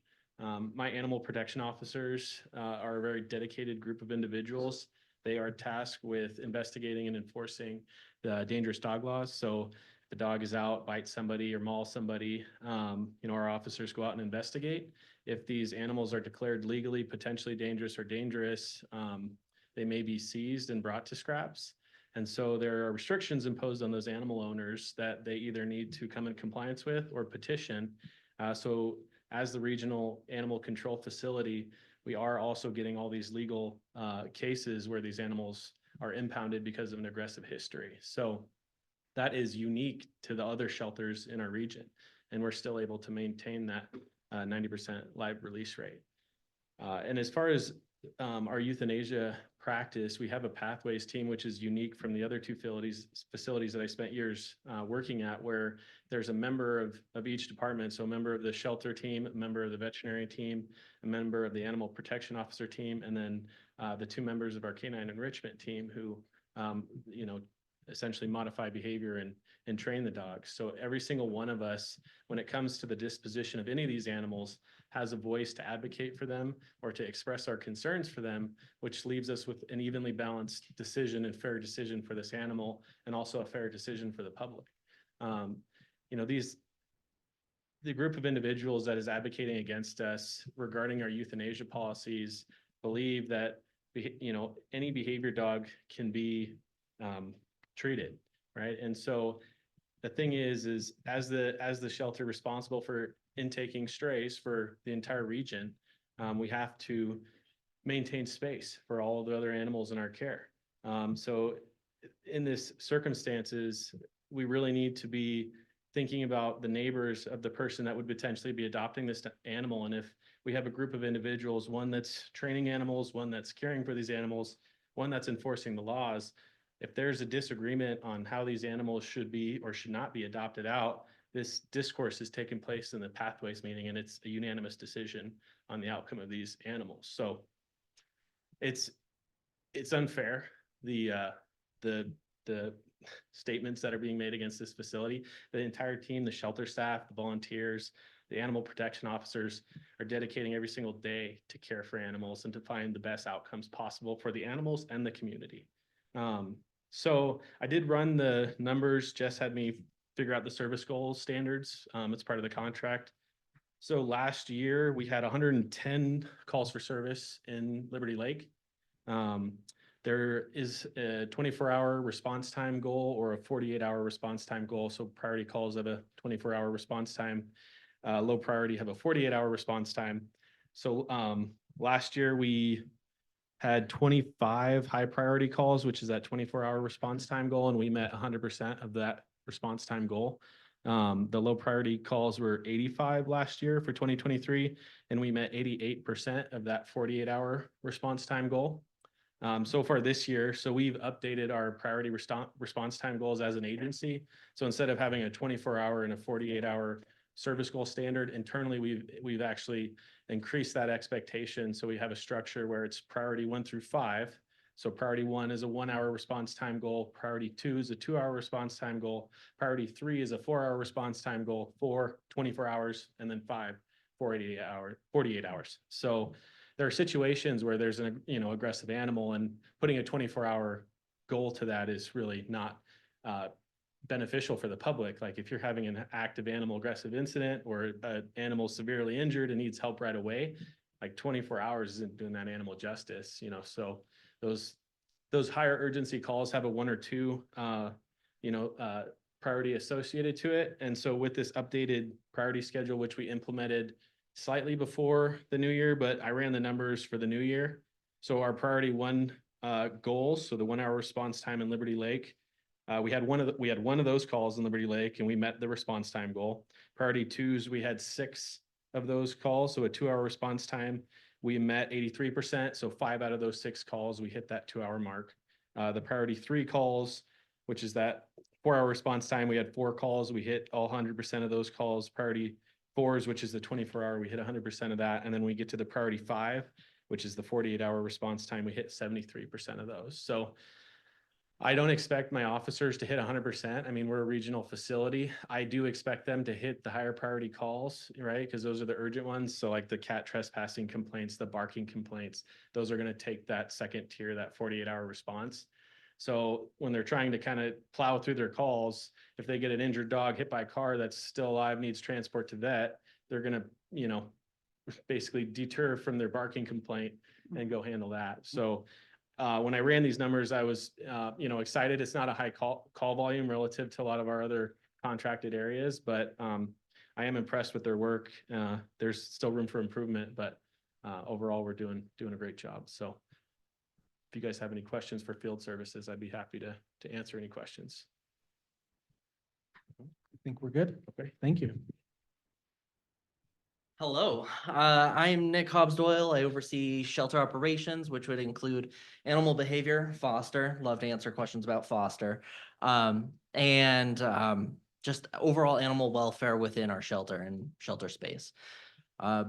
Primarily, I mean, I'm here to talk to you about TNR and a little bit about our live release rate. So live release rate for last year, for any animal originating from Liberty Lake was 94%. We do amazing work to transfer to our amazing community partners. TNR, 46.7%. So many of the cats that came to us were found to be healthy and in a safe location, so they could be released home. Whether that home is someone's barn or potentially an indoor-outdoor cat, so going actually home to their family. Beyond that, so I did pull Q1 as well. Q1, significantly easier. Live release rate has been 100%. We've taken in a whopping 8 animals. We need to slow down there, guys. But actually, just super fun news. So our one animal that we have in shelter from Liberty Lake was actually our pet of the week. So when you're ready, come on down. You can come adopt him, Benny, 65129. So yeah, super excited to have him be our pet of the week and hopefully really knock all of these guys to a good home. So any shelter operations questions? I oversee foster. My foster team actually oversees a lot of our social media. So we do post social media posts about adoptable animals, found animals, PSAs, education, things like that. Good. Can I get your phone number and so forth? And I'll hold you up to that one. Yes, absolutely. I would love to have you come down and you can see our whole foster system as well. All right. Yeah, absolutely. Absolutely. We'd love to have. Do we need an appointment or? Yes. Okay, all right, okay. Well, only because Jesse and Nick and Chris are very, very busy. We want to make sure that we don't waste your time and we have the free time to walk you through. Absolutely. So contact who to get her to her? Probably Jess. Jesse? Yeah. Okay, okay. He runs our schedules. Okay. Anything else? All right, thank you all very Awesome. much. Appreciate your time. Thank you Thank so you. much. All right, we will move on to reports and inquiries. 8A on the agenda, any city council reports? Oh, thank you. Councilmember Dunn. I'll take one. So the work of the Liberty Lake Kiwanis is ongoing and this is our graduation season. And I wanted to recognize that we're going to be able to recognize 12 of our community seniors graduates with $12,000 in varying amounts for each student. And so I'm really proud of our organization and of this group for participation, but most proud of the students in the community to read through some of the applications and some of the achievements of the community students from our Ridgeline High School. It gives me hope for the future. So I also wanted to say that we also recognize another need. Driver's ed as an expense, all in right now, is coming up to about $700. And so to recognize what that is to an expense, specifically, I'll say for students at Micah Peak High School, our alternative high school, students from our community that have high, I'd say, free and reduced lunch rates. We're going to make a commitment as a club to a total of $2,000 for scholarships to individual students for driver's ed into that school. We recognize that as an important action to try and get kids to work, to get, I'd say, fellow family members to the places where they need to go. So just more actions to try and take, to make good things happen. Last piece I'll say is, STA continues with their Connect 2035 strategic plan. Carl and Susan were there last week. And then also the agency is going to be putting a RFP together for legal services. Thanks. Thank you. Councilmember Kennedy. Thank you, Mayor Pro Tem. This last weekend, Farmers Market started. It was a great turnout, I think as usual.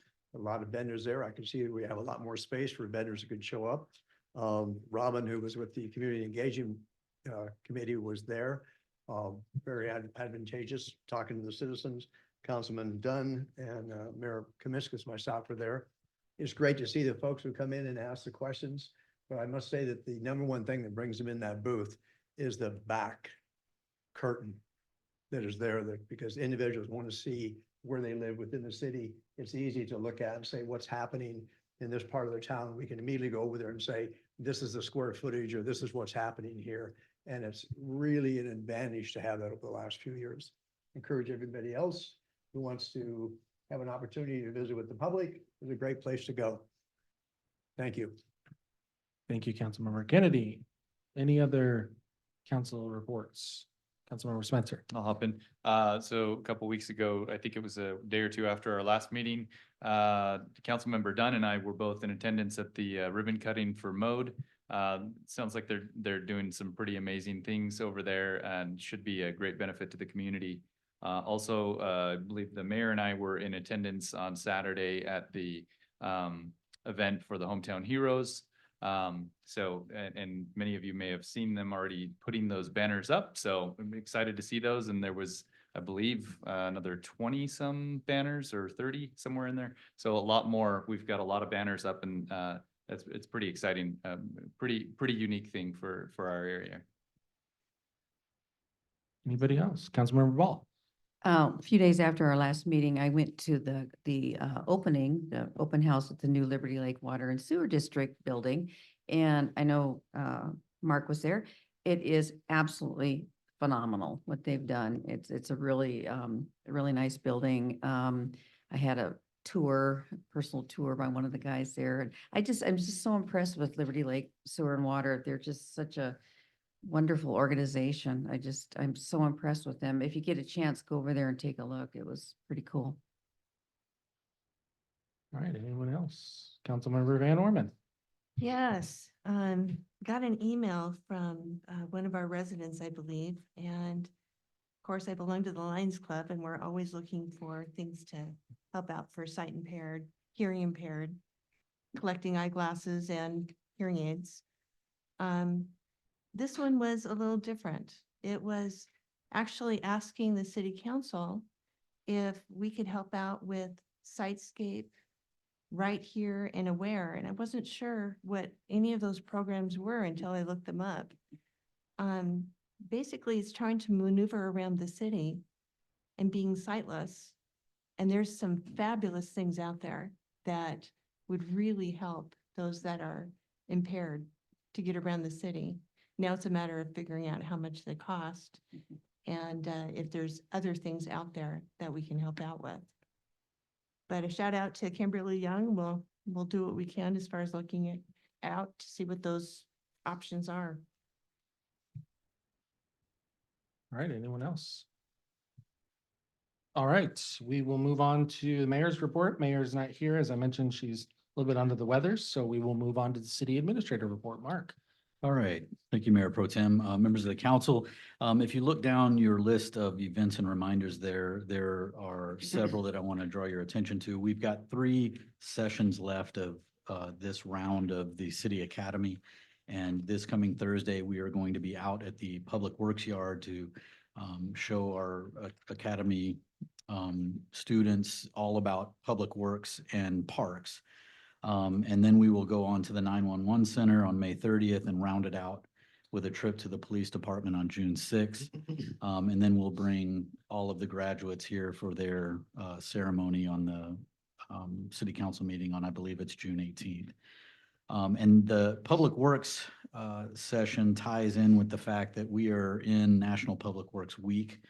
And so we're at this kind of transition point in the city where, as you know, we've created a public works department. We've hired the director. And so I thought it was interesting that this particular Public Works Week, the theme of the week is advancing quality of life for all.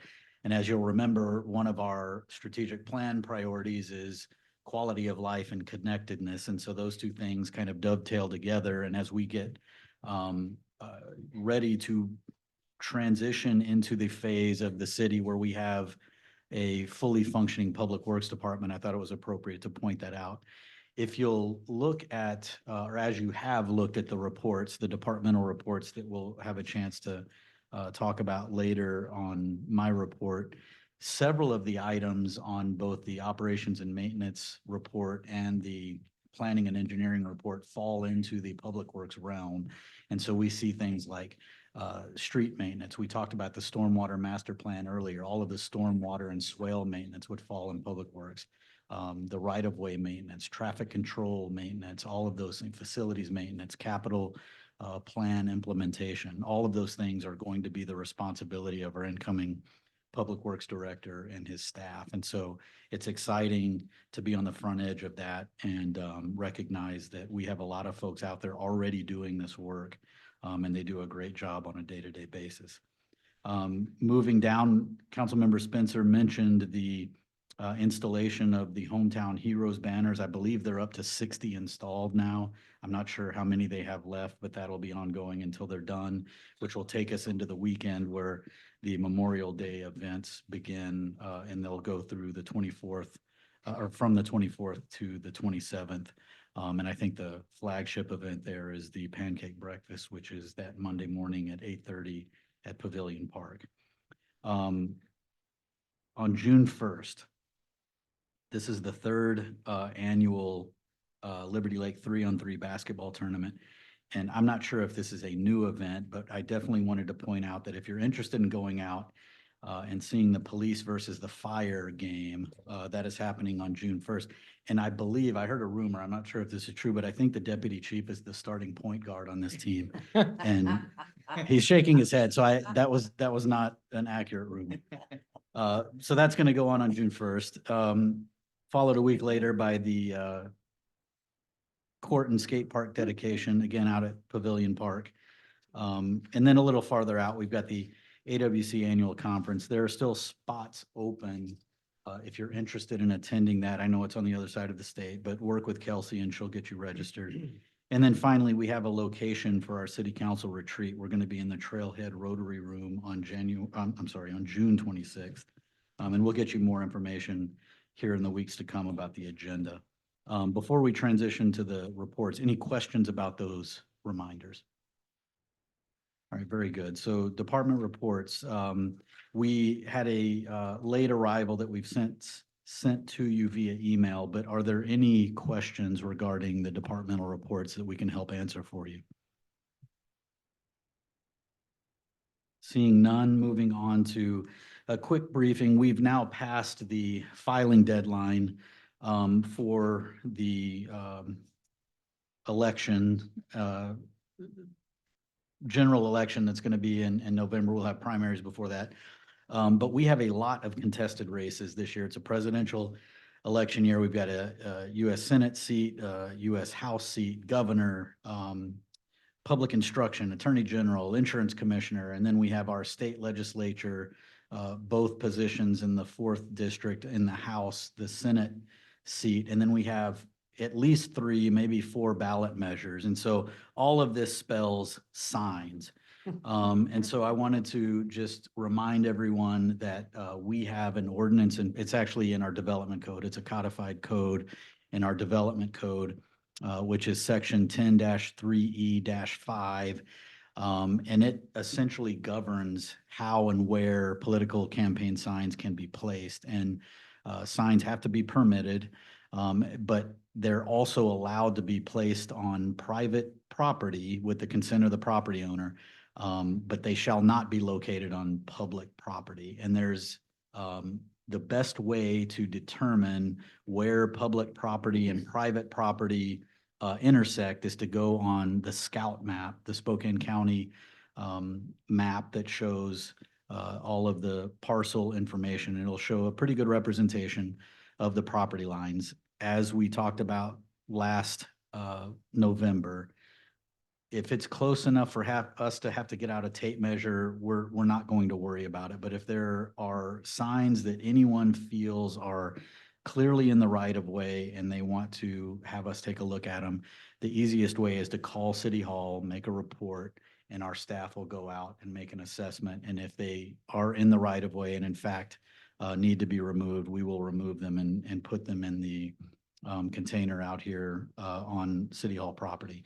And so are there any questions? There are no city council seats up this year in this election, thank God. But are there any questions about our political campaign sign rules? You never want to speak too early. You just never know. On political signs, this came up several years ago. And there was some state regulations, and this is where I think what the city needs to go into, do a little more research, to do some checking on this. That when it comes down to signage, and what I recall the city research showed is that the city has to treat all signs the same way. That was my understanding, is that if a political sign cannot be on city property, then other signs cannot be on city property. And if I remember correctly, and once again, we can do the research to find out if this is correct or not. If that's the case, then we should not be allowing any signs on public property or city property, none. And that's where the challenge comes into it, because some businesses utilize that as beneficial to their business. But I think what it comes down to is that what is the law? And are we following the law? If not, if we're making exceptions, then let's put that in our law, that we will make the exceptions, that you have to do this, or these individuals can do that, because that leads to some confusion. So I would say that we are following our law as it's currently constituted, which is our development code. I will also say, and you will see in your review of the PEBS report, that Lisa and her team are currently in the process of finding a vendor to reanalyze and update our sign code ordinance. And so those two things are happening simultaneously, but until we have a new sign code that we bring before council, we're going to enforce our current development code. And I don't know, Lisa, if you want to make any other comments regarding that. Yes, I just wanted to say that we are aware that there are some challenges with our current sign code and that it needs to be overhauled. You are referring to some case law. There's some case law that suggests that. There's also some case law that says if we don't consistently enforce our own regulations, that we're also in jeopardy. So until we update the sign code, we need to follow our code to the best of our ability. Thank you. Any other questions about that? All right, moving on, I wanted to give you a quick update. If you'll remember, we had a conversation a while back, and the charge that council gave to staff via the Community Engagement Commission was to bring back some recommendations on the Transparency Town Hall that we had discussed on a couple of different occasions. And so the Community Engagement Commission has formed a committee that kind of talked through and came up with some recommendations that have been approved to move forward by the entire commission. And so I wanted to talk through what those recommendations are so that council can chew on those and either ask for some clarification or some edits to those, or if we want to adopt those and move forward and schedule the event, we can absolutely do that as well. And so what has been brought forward is a little bit of a hybrid format. And essentially what the commission is recommending is for this to be a reception / town hall style. So a portion of the time would be spent in just kind of a meet and greet, get to know your council members, get to know your commission members, get to know your city staff members. And then it would go into a more formal kind of presentation, town hall style gathering. And so they're looking at, or they're recommending that it be 1.5 to 2 hours total. And that first 30 or so minutes being the reception piece of that. And then what essentially, in addition to that, could be part of the format is having a couple of workstations set up. So as folks are going through the meet and greet and wanting to know more about certain things, there are computers with, and those are all set up already in Trailhead, but we can kind of give mini trainings on how to navigate the city's website, how to attend and participate remotely in a city council meeting or a board and commission meeting, when the next city academy is and how to enroll in it, those kinds of things. And take input from folks on subjects that they may want to discuss at a future town hall. All of that would be kind of channeled into the town hall portion of the event, where then we would be talking specifically about that set of 5 recommendations that we've already spent some time talking about. And I'll remind council that they are related to public meetings, including a virtual attendance option, public meetings being recorded and available on some kind of accessible platform, agendas for public meetings being available on the city website 72 hours prior to the convening of the meeting.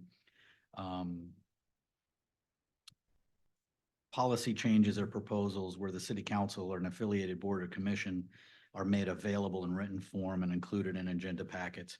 So all of those items we've already discussed, but those would be the main points of conversation during the town hall portion, with the inclusion of a subject that has come up recently. It is one that local governments are grappling with across the United States.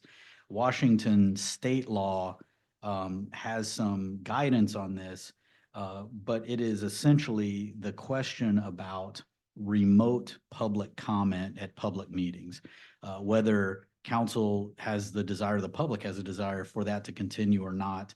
And if so, what are some rules that may be appropriate to discuss to prevent things like Zoom bombing and some of the other things that we've seen, not only here, but in other places.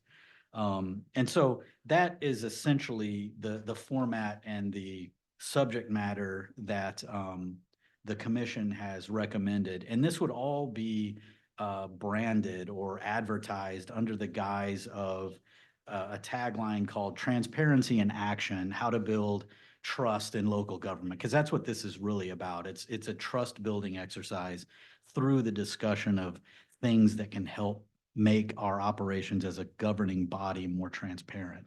And so I have got this in written form. I'll be happy to distribute it to everybody so you can take a look at it.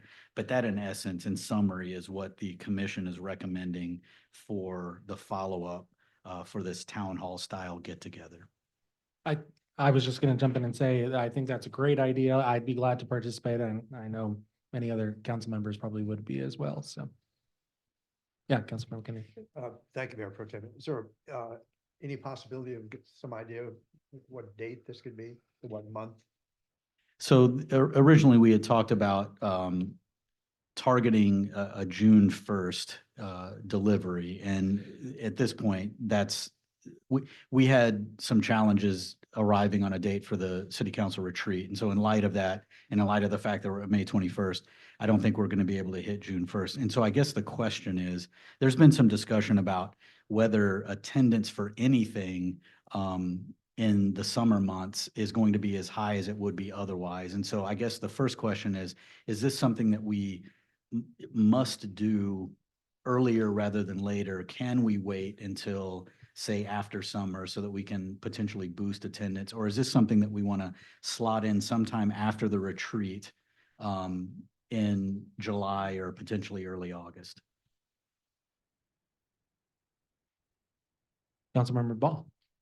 I think you're gonna get more people, like maybe after kids go back to school. Yeah, and have they figured out where we would do this? I mean, if there's a lot of people, it's not gonna work in here. Right, so the recommendation is the Rotary Room at Okay, Trailhead. yeah. Yes. I think after school starts would be better to get more participation. September. Mhm, mhm. So now it seems like there was some talk about combining it with a council meeting. So this would be a special meeting on an off Tuesday. Is that right? So Something to it's, that effect? it's possible that this could be a workshop. We would need to, based on this recommendation, start it a little bit earlier and then have time to break and get back over here for the regular meeting. Okay. But this could potentially be done as a workshop at a regularly scheduled council meeting day. I'm just wondering, in terms of attendance, if we were to do it as a town hall or whatever and serve some hors d'oeuvres or, something, drinks to be available, I think that's going to be a lot more attractive to people. I'm talking like cola, okay? I think that's going to be a lot more attractive to people than, just come to the city council meeting. Agreed. So if it were me, I would love to see us, try to make it something a little bit more than just doing it as a workshop discussion at the council. And I'm glad you raised that point because that's part of the recommendation that I didn't cover, but that's definitely something that the commission was thinking about. Yeah. Oh, thank you, Mayor Pro Tem. When I think about September, October, I think that's fine. I guess the only question I would have is that what we're going to be discussing or deciding on is it subjects that is important to us in the meantime to be able to perform our duties as council members and staff? Is there a benefit of postponing it until then? I guess that's what it comes down to. If it's just a general discussion or ideas that we could sort of kick to another meeting, then I think September, October is fine. But if it's something that has credence and importance to us now, then I think it becomes more of a priority. Councilmember Spencer? Thank you. I think giving us more time to actually market the event is going to be important because if we were to move for something in June for say, I think it's going to be hurried. People are leaving town. I think that's going to be very difficult to get people not only excited to come, but even available. So. Councilmember Van Orman? I think the only thing I'd worry about is when we're going into budget season and we have to have the budget out by the first part of October. So kind of keep that in mind when we're getting this, because you do want to get public input as you're putting all this stuff together. Sounds clear as mud to me. Councilmember Kennedy? It seems the number one, a major challenge we always have is to try to pick a date when we can get everybody there. And we will never, ever pick a date where we can get everybody there. So for me, it always is a matter of if the subject is important enough that we need to schedule the discussion, we look at the earliest time we can do it. We ask who can attend and realize that some individuals aren't going to be there. And we move ahead. If the majority is there, we move ahead with the discussion. If there's a decision, we move ahead with the decisions. I think it becomes anticlimactic for us as a body making decisions. Well, we've got 5 of the 7, so let's wait until we can get all 7. Then I think what happens, we get nothing accomplished. So. And I agree. I want to clarify I think the concern is with the public attending, because if we, for example, held it as during a work session slot, you would assume that the majority of council would be attending because it would be a regularly scheduled council day, right? So I don't particularly see the urgency, especially considering, as we've talked about, most of these things we've already incorporated. So this would be primarily an opportunity for folks to learn what doing those things meant to them, right? And then giving them the opportunity to maybe address or bring to the table some other opportunities for transparency measures that we've not thought about yet, or that may be important to them. I agree. So I would I would propose us looking at either the week of September 9th, since there's no council meeting that week, or the week of September 23rd, trying to do it on an off council meeting week. Sounds great. So just to And get not this, on a get this Friday night moving, right? in- Well, if drinks are. gonna be in the fall. So just to get this moving, can we, just for now, can we pencil in the September 9th date and start working there? And if something comes up where we need to change it, we can do that. Yeah. Okay. September 9th being a Monday. I think you just. Could do put the week 10th. of The 9th. but- So it would be the 10th. Yeah. Okay. On a Tuesday, yeah. Okay. Because I won't be here on. We will get that started. Okay. And Mayor Pro Tem, that concludes my report. All right, thank you very much, Mark. We'll move on to the Parks and Arts Commission. Nancy.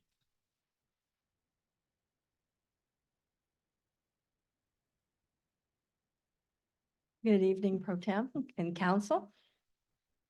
With me tonight, well, I've lost her already. Oh, there she is. Katie Ferris. She's also on the Parks and Arts Commission with me. She was new to the position at the first of the year, and she's in our adjunct non-voting position. And I believe you're going to see her name on agenda item 11A, if I'm recalling. That's We had a voting member resign, and I believe it's the mayor's intent to appoint Katie to fill the voting position, and then we'll backfill the adjunct position. And I will say, Katie's one of those people, she jumped in the deep end of the pool at the beginning of it, and she knows how to swim. So she's doing a fantastic job. So I would encourage you to approve the mayor's appointment when you get to that agenda item. Moving on to our report, starting with the Trailhead Art Wall. We're super excited about this. If you recall, when we reported before, we have two entrances to the Trailhead building. We have chosen a whimsical map of the Liberty Lake area for the entrance going into the pro shop. We have a call to artists out now, and we're waiting for responses. We'll be able to feature our city buildings, our city parks, our golf courses, everything that's important to people when they come in Liberty Lake, and I think it'll be fun. So we're looking forward to seeing what the artists propose and what's that going to look like. And almost even more exciting is the entrance to the event center. And we are proposing, when we're down that road a ways, to have student art there. I met there with the two art teachers from Ridgeline High School. They were thrilled about creating a gallery wall there. They would work with their artists. The theme would be the Pacific Northwest. So it would be in keeping with that beautiful building, which feels so Pacific Northwesty. And we'd have it rotate out once a year. So we'd give the opportunities for the classes and the students to submit the art. The teachers will select the art. They'll even arrange the gallery wall and all that. And I think it'll be, and we'll be able to have a little plaque. And I was hoping if we create it for you, that council would maybe award the students whose art was selected a little certificate of participation of some sort to show our appreciation. So I hope that you're all really good with this idea. I think it's going to be fun. And I think it's going to make the building really welcoming. Next slide. So Pavilion Park Historical Outlet, that's another outlook, and that's another project this year. I'm excited to say that the Historical Society is excited about working with us. If you can see on the little map, the red circled area, that's the area we've identified to put you've seen the kind of metal displays with the writing, and I'm not good at describing these, but anyway, they'll provide us the information, and we'll have someone create the structure. And so the call to artists is ready to go, and we're hoping again to get more art in our community. And this will be nice because it'll explain the mural, the pavilion building, concession stand, and sort of a little bit of history of our area. So that's an exciting project. Next slide. So as Mark said, we've scheduled the dedication, which I hope you'll all be able to attend. It's on Saturday, June 8th at 11. We'll have both our artists, so the skate park graffiti artist, and then the artist that did the double courts for basketball. And we've also invited Riley Stockton and some of his team from Hoop Fest because they donated the backboards for the 4 goals and the double courts. Hopefully they'll be able to come. It's getting close to Hoop Fest, but he's going to make his best attempt to get there. But they've been a great partner with us. We anticipate having a little ribbon cutting, and hopefully some kids will be out there having some fun activities. And I believe David's going to do a little press release. It should be in the splash. So it should be a fun event. We really hope to see you all there. Either bring your skateboards or your basketballs. Right? All right, next slide. Oh, not next. Yeah, next slide. Okay. This is the Kramer Parkway project. And it's kind of a complicated project. We have some other things that may be going on as in association with the overpass, but we have to wait for DOT to release it to us, like the signal box art and some of that. But we are able to focus on this. I call it the little triangle of land. That's Country Vista and Kramer Parkway. So that's the southeast corner by the apartments, if you're familiar. We have the call to artists out. This will be our Liberty Lake Together project for the year. If you recall, the first Liberty Lake Together project was the sculptures in Rocky Hill by the barn. So this will also be a sculpture. I know Parks doesn't want anything that where people will gather necessarily there because it is a busy intersection. So we want it to be something visible as people are driving by or waiting at the stoplight or walking by, that they'll be able to enjoy a little art that falls into our Liberty Lake Together theme. We have the call to artists out. Hopefully we'll get some good submissions and we'll come forward with that when it's time, and we hope to get it done this year. Next slide. This is Katie's pet project, so I'm going to have her come up and talk about this. Yes, so when I joined up with the Parks and Arts, they were asking what our standing is on being a bike-friendly community. So I looked into it, and it's basically from 2014. So I thought, hey, we got to update that and let them know all the great things we're doing to keep it very friendly and safe in our community. So I'm kind of in the process of updating that and sending that into the National Bike League. And when I looked at that, there was also some bike safety grants available for communities. So I thought, well, let's just apply for that too. So we've been kind of doing a bike audit and biking around to the different parks in the community, getting input from bikers here in Liberty Lake. So we're looking at safety, how we can always improve things, but we have a great community for biking. So it's really encouraging, and we'll continue to upgrade any safety we need. And we love having Katie on board, starting that survey. And I understand we have at least one council person participating. Way to go. So finally, our last slide. We're looking forward to a July 2nd workshop with council. It'll be the first one I think the Parks and Arts Commission had done. We thought we should have a way of communicating with you maybe once a year. And our goal is to present to you our 2025 project agenda and some budget details that will go with that, and also to get your feedback. This isn't just about the Parks and Arts Commission, it's about our whole community. So we'd like to know what your feedback is, what people have been saying about what they see in the community or what they would like to see, because we always welcome that community input, and what better vehicle than to hear it through you folks. So we're looking forward to that workshop in July, and that concludes our presentation. Any questions? Yes, Councilmember Kennedy. Thank you, Mayor Pro Tem. Exciting things going on with you guys. I always look forward to what's happening for our city. The 8th, the June 8th dedication, what time is that? 11. 11 o'clock. Okay, great. And then the other thing, the land you're talking about down here by the apartments, I assume the art is going to be a permanent art. such as what we have over in Rocky Hill. Yes, it will be a sculpture and as permanent as sculptures can be. Do we, I assume we probably have electrical there where we can illuminate that like we've been able to do. I Before. believe, I'm imagining utilities are there. I don't know if Jen is still online or if she is. I can't personally answer No, that that's fine. question. That's fine. But I'm assuming there's power there. There's a signal box there, so there's got to be some electricity Very somewhere. good. Thank you. Anyone else? All right, All thanks right, for your. thanks, Nancy. All right, we are up to sewer and water district. Do we have anybody from sewer and water? Okay.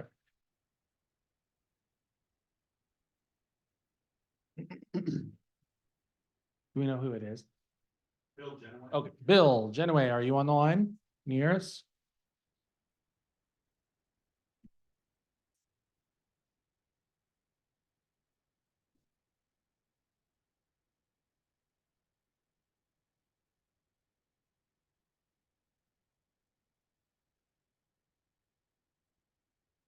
All right, so we'll move on then. Thank you, everyone, for all the reports and inquiries. Let's move on to item number 9A, the workshop discussion of the Transportation Improvement Plan Benefit Plan for 2025 through 2030. And Lisa's back. Good evening, council members. Can you pull up my presentation, please? So you have before you a draft worksheet in 14-point font for the 6-year transportation plan. Next slide, please. So just we do this every year. The tip is a requirement of RCW 3577.010. We're required to adopt it annually by June 30th of every year. If we want to go after any state or federal funding for transportation projects. And they have to be on the tip in order to be eligible for those funds. We will be doing a SEPA review and it will be completed by June 11th. And we will be coming back to you with a public hearing and adoption by resolution on June 18th. And I wanted to go over this draft with you fairly quickly so that I can make any changes to it, because when I do my hearing notice and my SEPA, I need to have a final or the final draft of the tip. You can still change it after the ordinance, but I have to know what I'm putting in the draft document. So that's the purpose for tonight's workshop. Next slide, please. So the tip is based upon what you've already adopted as part of the 2024 through 2029 capital facilities plan. However, there's a few adjustments. There are several projects where costs have been updated to reflect actual engineers' estimates. In some cases, these projects are much farther along in design or actually even out to bid right now. And so the final engineers' costs are reflected on this.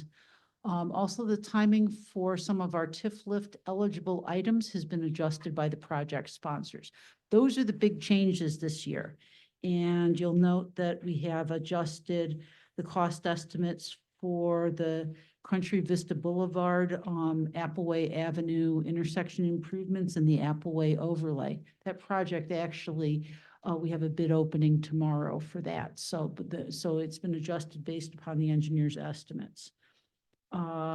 We also have, we're at about, I believe, 80% design for Sprague Avenue overlay. And so I have updated engineers' cost estimates on that. Those were the big changes for us in terms of the things that were on the 2024 through 2029 capital facilities plan. But if you flip the page to the next, can you go to the next slide, please? And the next slide, please. In terms of projects by others, we've actually had quite a few changes. Transit parking is based upon my conversation with Carl Otterstrom related to the timing for the park and ride that they're looking at as part of the high performance transit corridor along the I-90.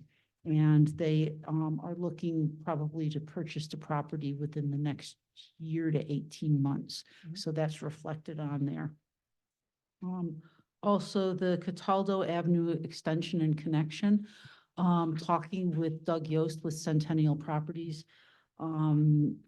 They're expecting to be building that, coming in for design and building it in the next year or so. So that's going on also. So, he also has, because he's much farther along in his planning, he had an updated cost estimate as well.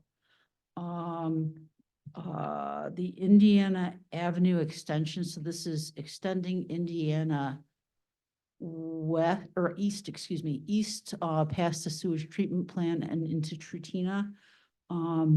They are planning on doing that in 2025. And the Harvest Parkway extension, this is part of the Centennial property in the River District. And this is a new project based upon their plans to try and develop the infrastructure network in that area that has been known for so many years as Toledo Station. So those are all projects by others, but again, it's important for us to keep our finger on the tab of what's going on so that Kyle can keep track of kind of cash flow as it relates to TIF lift, and so that we can keep our resolution with the county up to date. So those are really the only changes. Next slide, please. So with that, I just wanted to really just touch base with you and see if you had any concerns, any suggestions, any revisions that you'd like to see in the draft that I put out for SEPA and for the hearing notice. Lisa, I'll jump in with one quick question. Just a clarification on TP 24. We had talked about that one. It's at the very bottom of the first page. We had Yeah. talked about that one coinciding with the possibility of getting some grants or trying to apply for some grant. I can't remember the exact details of our conversation. Does 2027 leave enough time to try to get that if possible? Yeah, it does. Okay. It does. And I think that we'll have a much better, be in a much better position after we complete the sidewalk master plan, which is one of the projects that is on the new public works director's plate. Okay. So that may get pushed out a little bit, but I think that's an important aspect of it for us to be able to then go after some grant funding. But the fact that we have it on here makes it eligible. Great. Okay. Thank Even you. if the timeline changes. Councilmember Dunn. Do you think we'll see any progress on that sidewalk master plan this year? I think that's a question for Mark. That's the goal, yes. That's the goal. Councilmember Spencer. Yes, so just to clarify, OT 10 and OT 13, how are those going to be related, or is there going to be any relation between those two? And OT. So Cataldo extension and Harvest Parkway extension. So they're gonna be part of the same binding site plan eventually, but Yeah. right now, because of the sub-area transportation plan that we're working on for Barker Road, that's gonna be an essential piece to concurrency for that binding site plan. So Centennial is moving forward with infrastructure plans in advance of the binding site plan.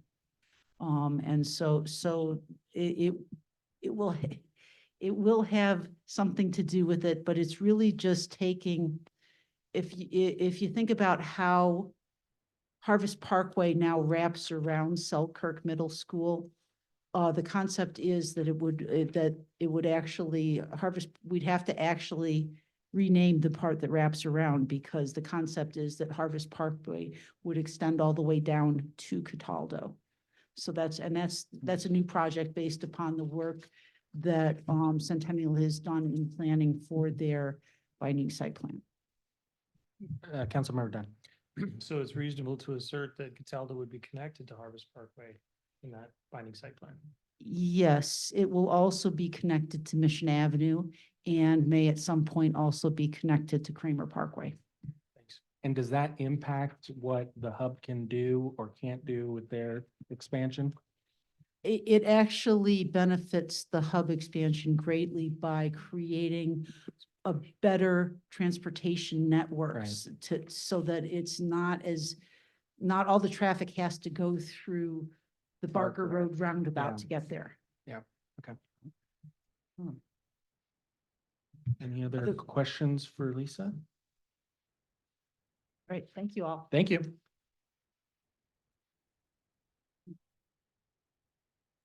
All right, we are up to general business consent agenda items. Need a motion to approve consent agenda items 10A and B. Move items 10A and B. Seconded. Okay, motion by Councilmember Dunn and second by Councilmember Van Orman. All those in favor, please say aye. Aye. Any opposed?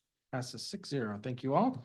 All right, now we're up to 11A, general business item 11A. Confirming the mayor's appointment of Katie Ferris to fill position 6 on the Parks and Arts Commission. Katie, do you have anything you want to say before we? Yes, ever since I attended the first academy class, I looked at, the different commissions and it looked like the Parks and Arts was best suited for me.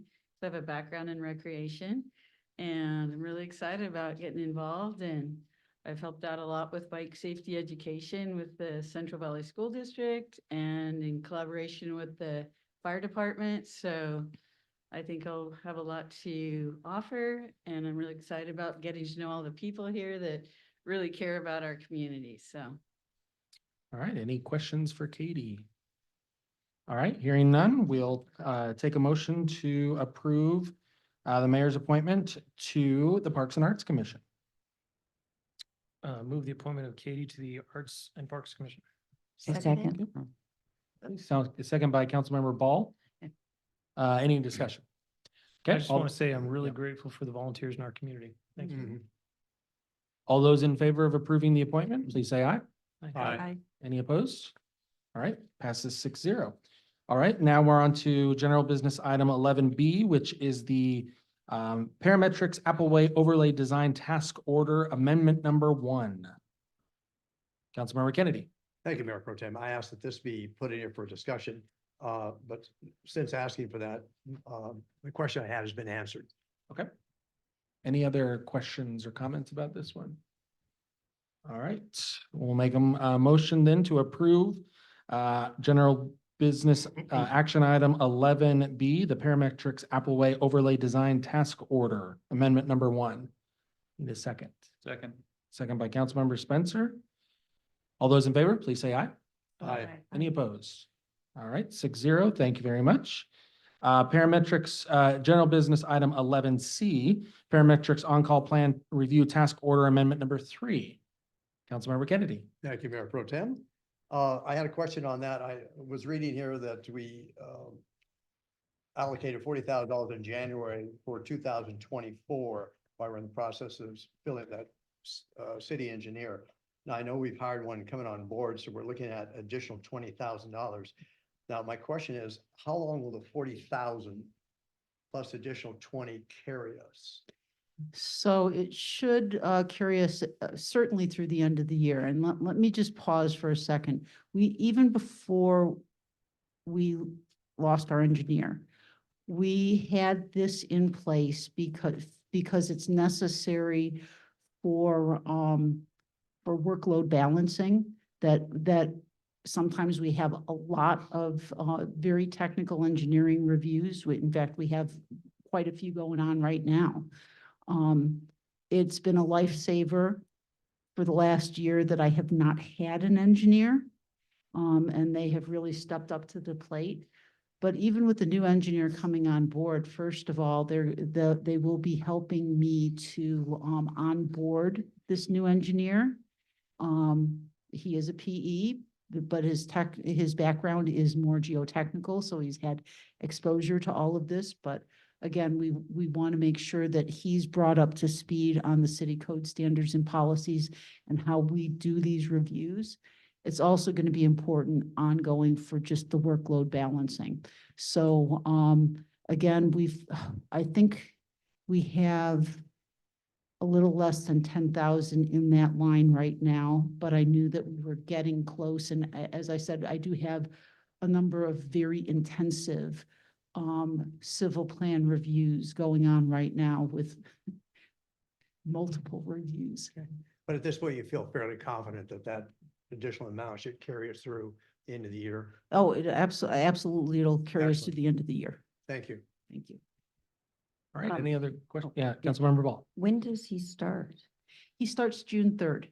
So it's Oh, very close, soon. very, very close. But he- Unfortunately, I had all these other deadlines that were all engineering related that we had to get out first. he starts before the new Public Works Director. Yes. Wow, okay. Any other questions for Lisa? Hearing none, I'll make a motion to approve general business action item number 11C. The parametrics on-call plan review task order amendment number 3. Second. Any discussion? All those in favor, please say aye. Aye. Aye. All right, passes 6-0. Thank you, Lisa. General business, action item 11D, the Mission Avenue Overlay Local Area Agreement. Councilmember Kennedy. Thank you, Mayor Pro Tem. Looking at the dollar amounts here, that I did not see anything in here for anticipating 10% if we go over or something like that. If by chance there are any overages, would any part of that be covered by any additional grant? Would that be strictly the city? So we are just covering the engineering right now. The whole grant is for both the engineering and construction. We're just obligating the engineering right now. Typically, there's not contingency. There's a little bit of contingency, but there's not, and this is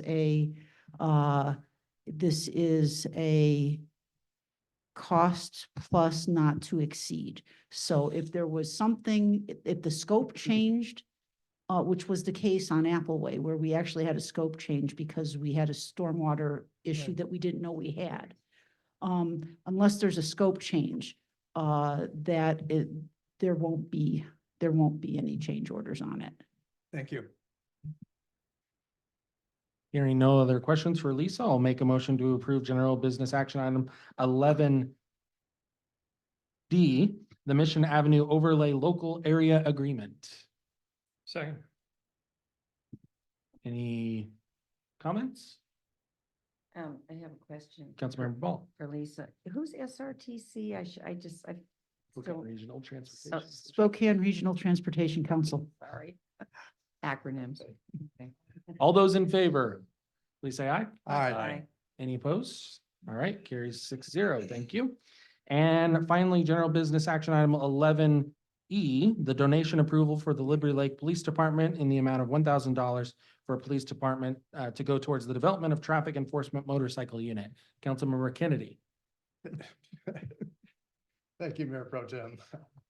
Yeah, the question that I initially had is that, do we have a traffic enforcement motorcycle unit?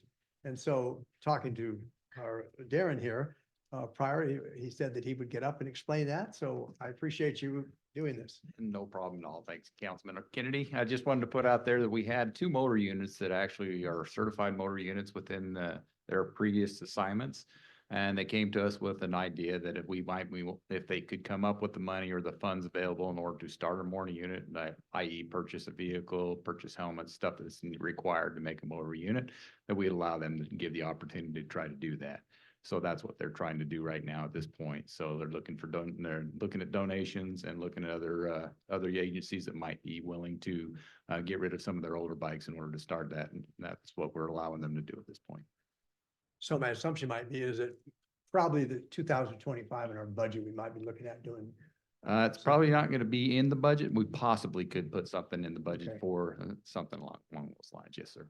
Very good. Anytime somebody wants to give us money, let's take it. Thank you. Any other questions? Yeah, Councilmember Spencer. Yeah, so the $1,000 is going to go towards that kind of pot until you guys get enough to put that Correct. unit together. Like $1,000 would probably barely touch the helmet of it. And that's what I understood. So what is it that you're anticipating you are gonna need? Because you're hoping to have 2 units? No, we're just looking to get one Okay, bike at this okay, point, and we okay. do have 2 certified officers, and they Okay. would intermittently utilize that bike for traffic enforcement, if given the opportunity. And what are you anticipating the cost is gonna be for that? I don't know the cost right off the top of my head. Bikes are generally anywhere from $10,000 to $15,000 at a minimum. And, you know, a fully outfitted bike is gonna be around that 25 grand timeframe. But so, like I said, this is nothing that we put into the budget. This Yeah. is just simply something that we're giving them the opportunity to look and see if we can find maybe somebody that's surplus on a bike that we might be able to utilize and then start the program. Awesome, thanks. Thank you. Very good. Councilmember Ball. Is Officer Fritz one of your candidates? He is, as a matter of Of fact. course, okay. And at this pace, we'll have enough money in about 100 years. There we go. We'll get right on it. Thank you. All those in favor of, oh, did I already make a motion?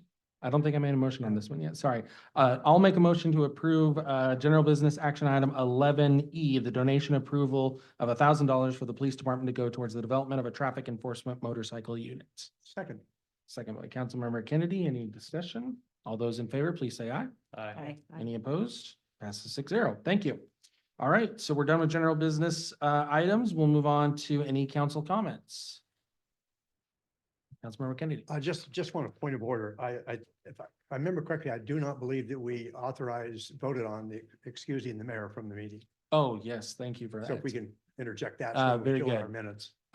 We will make a motion right now. I'll make a motion to excuse the mayor from the meeting. Second. Councilmember Dunn seconded. All those in favor, please say aye. Aye. Aye. Any opposed? Thank you. Thank you, Councilmember Kennedy. Any other council member comments? Going once, going twice. All right, no public hearings or appeals, no resolutions, no ordinances, no emergency ordinances, introduction of upcoming agenda items.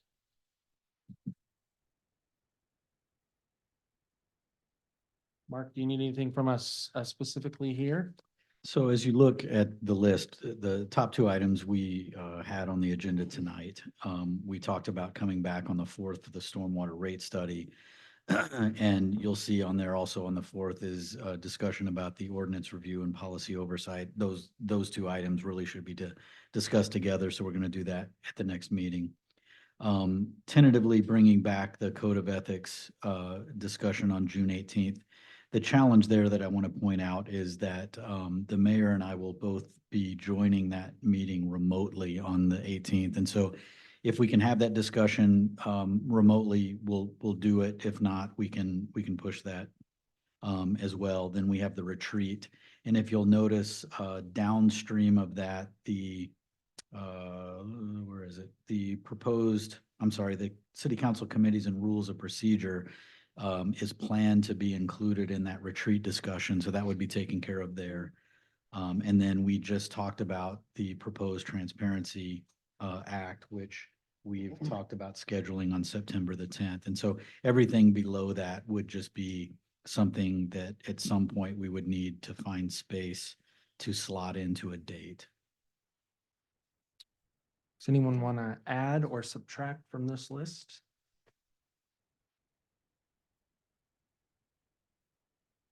All right, hearing none. Thank you, Mark. All right, we're up to our second citizen comment period for all of you here in chambers. And those watching online, if you have a citizen comment, please fill out the yellow form or raise your hand and we will call on you. And please don't all raise your hands at once.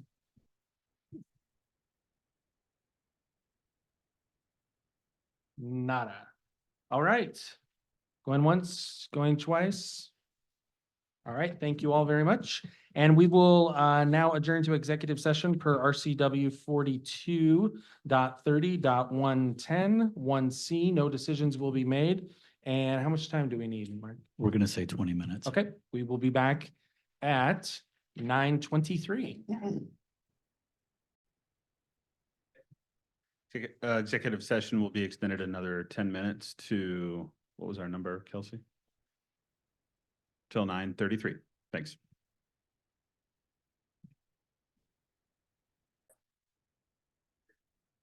Executive sessions extended an additional 10 minutes until 9:43.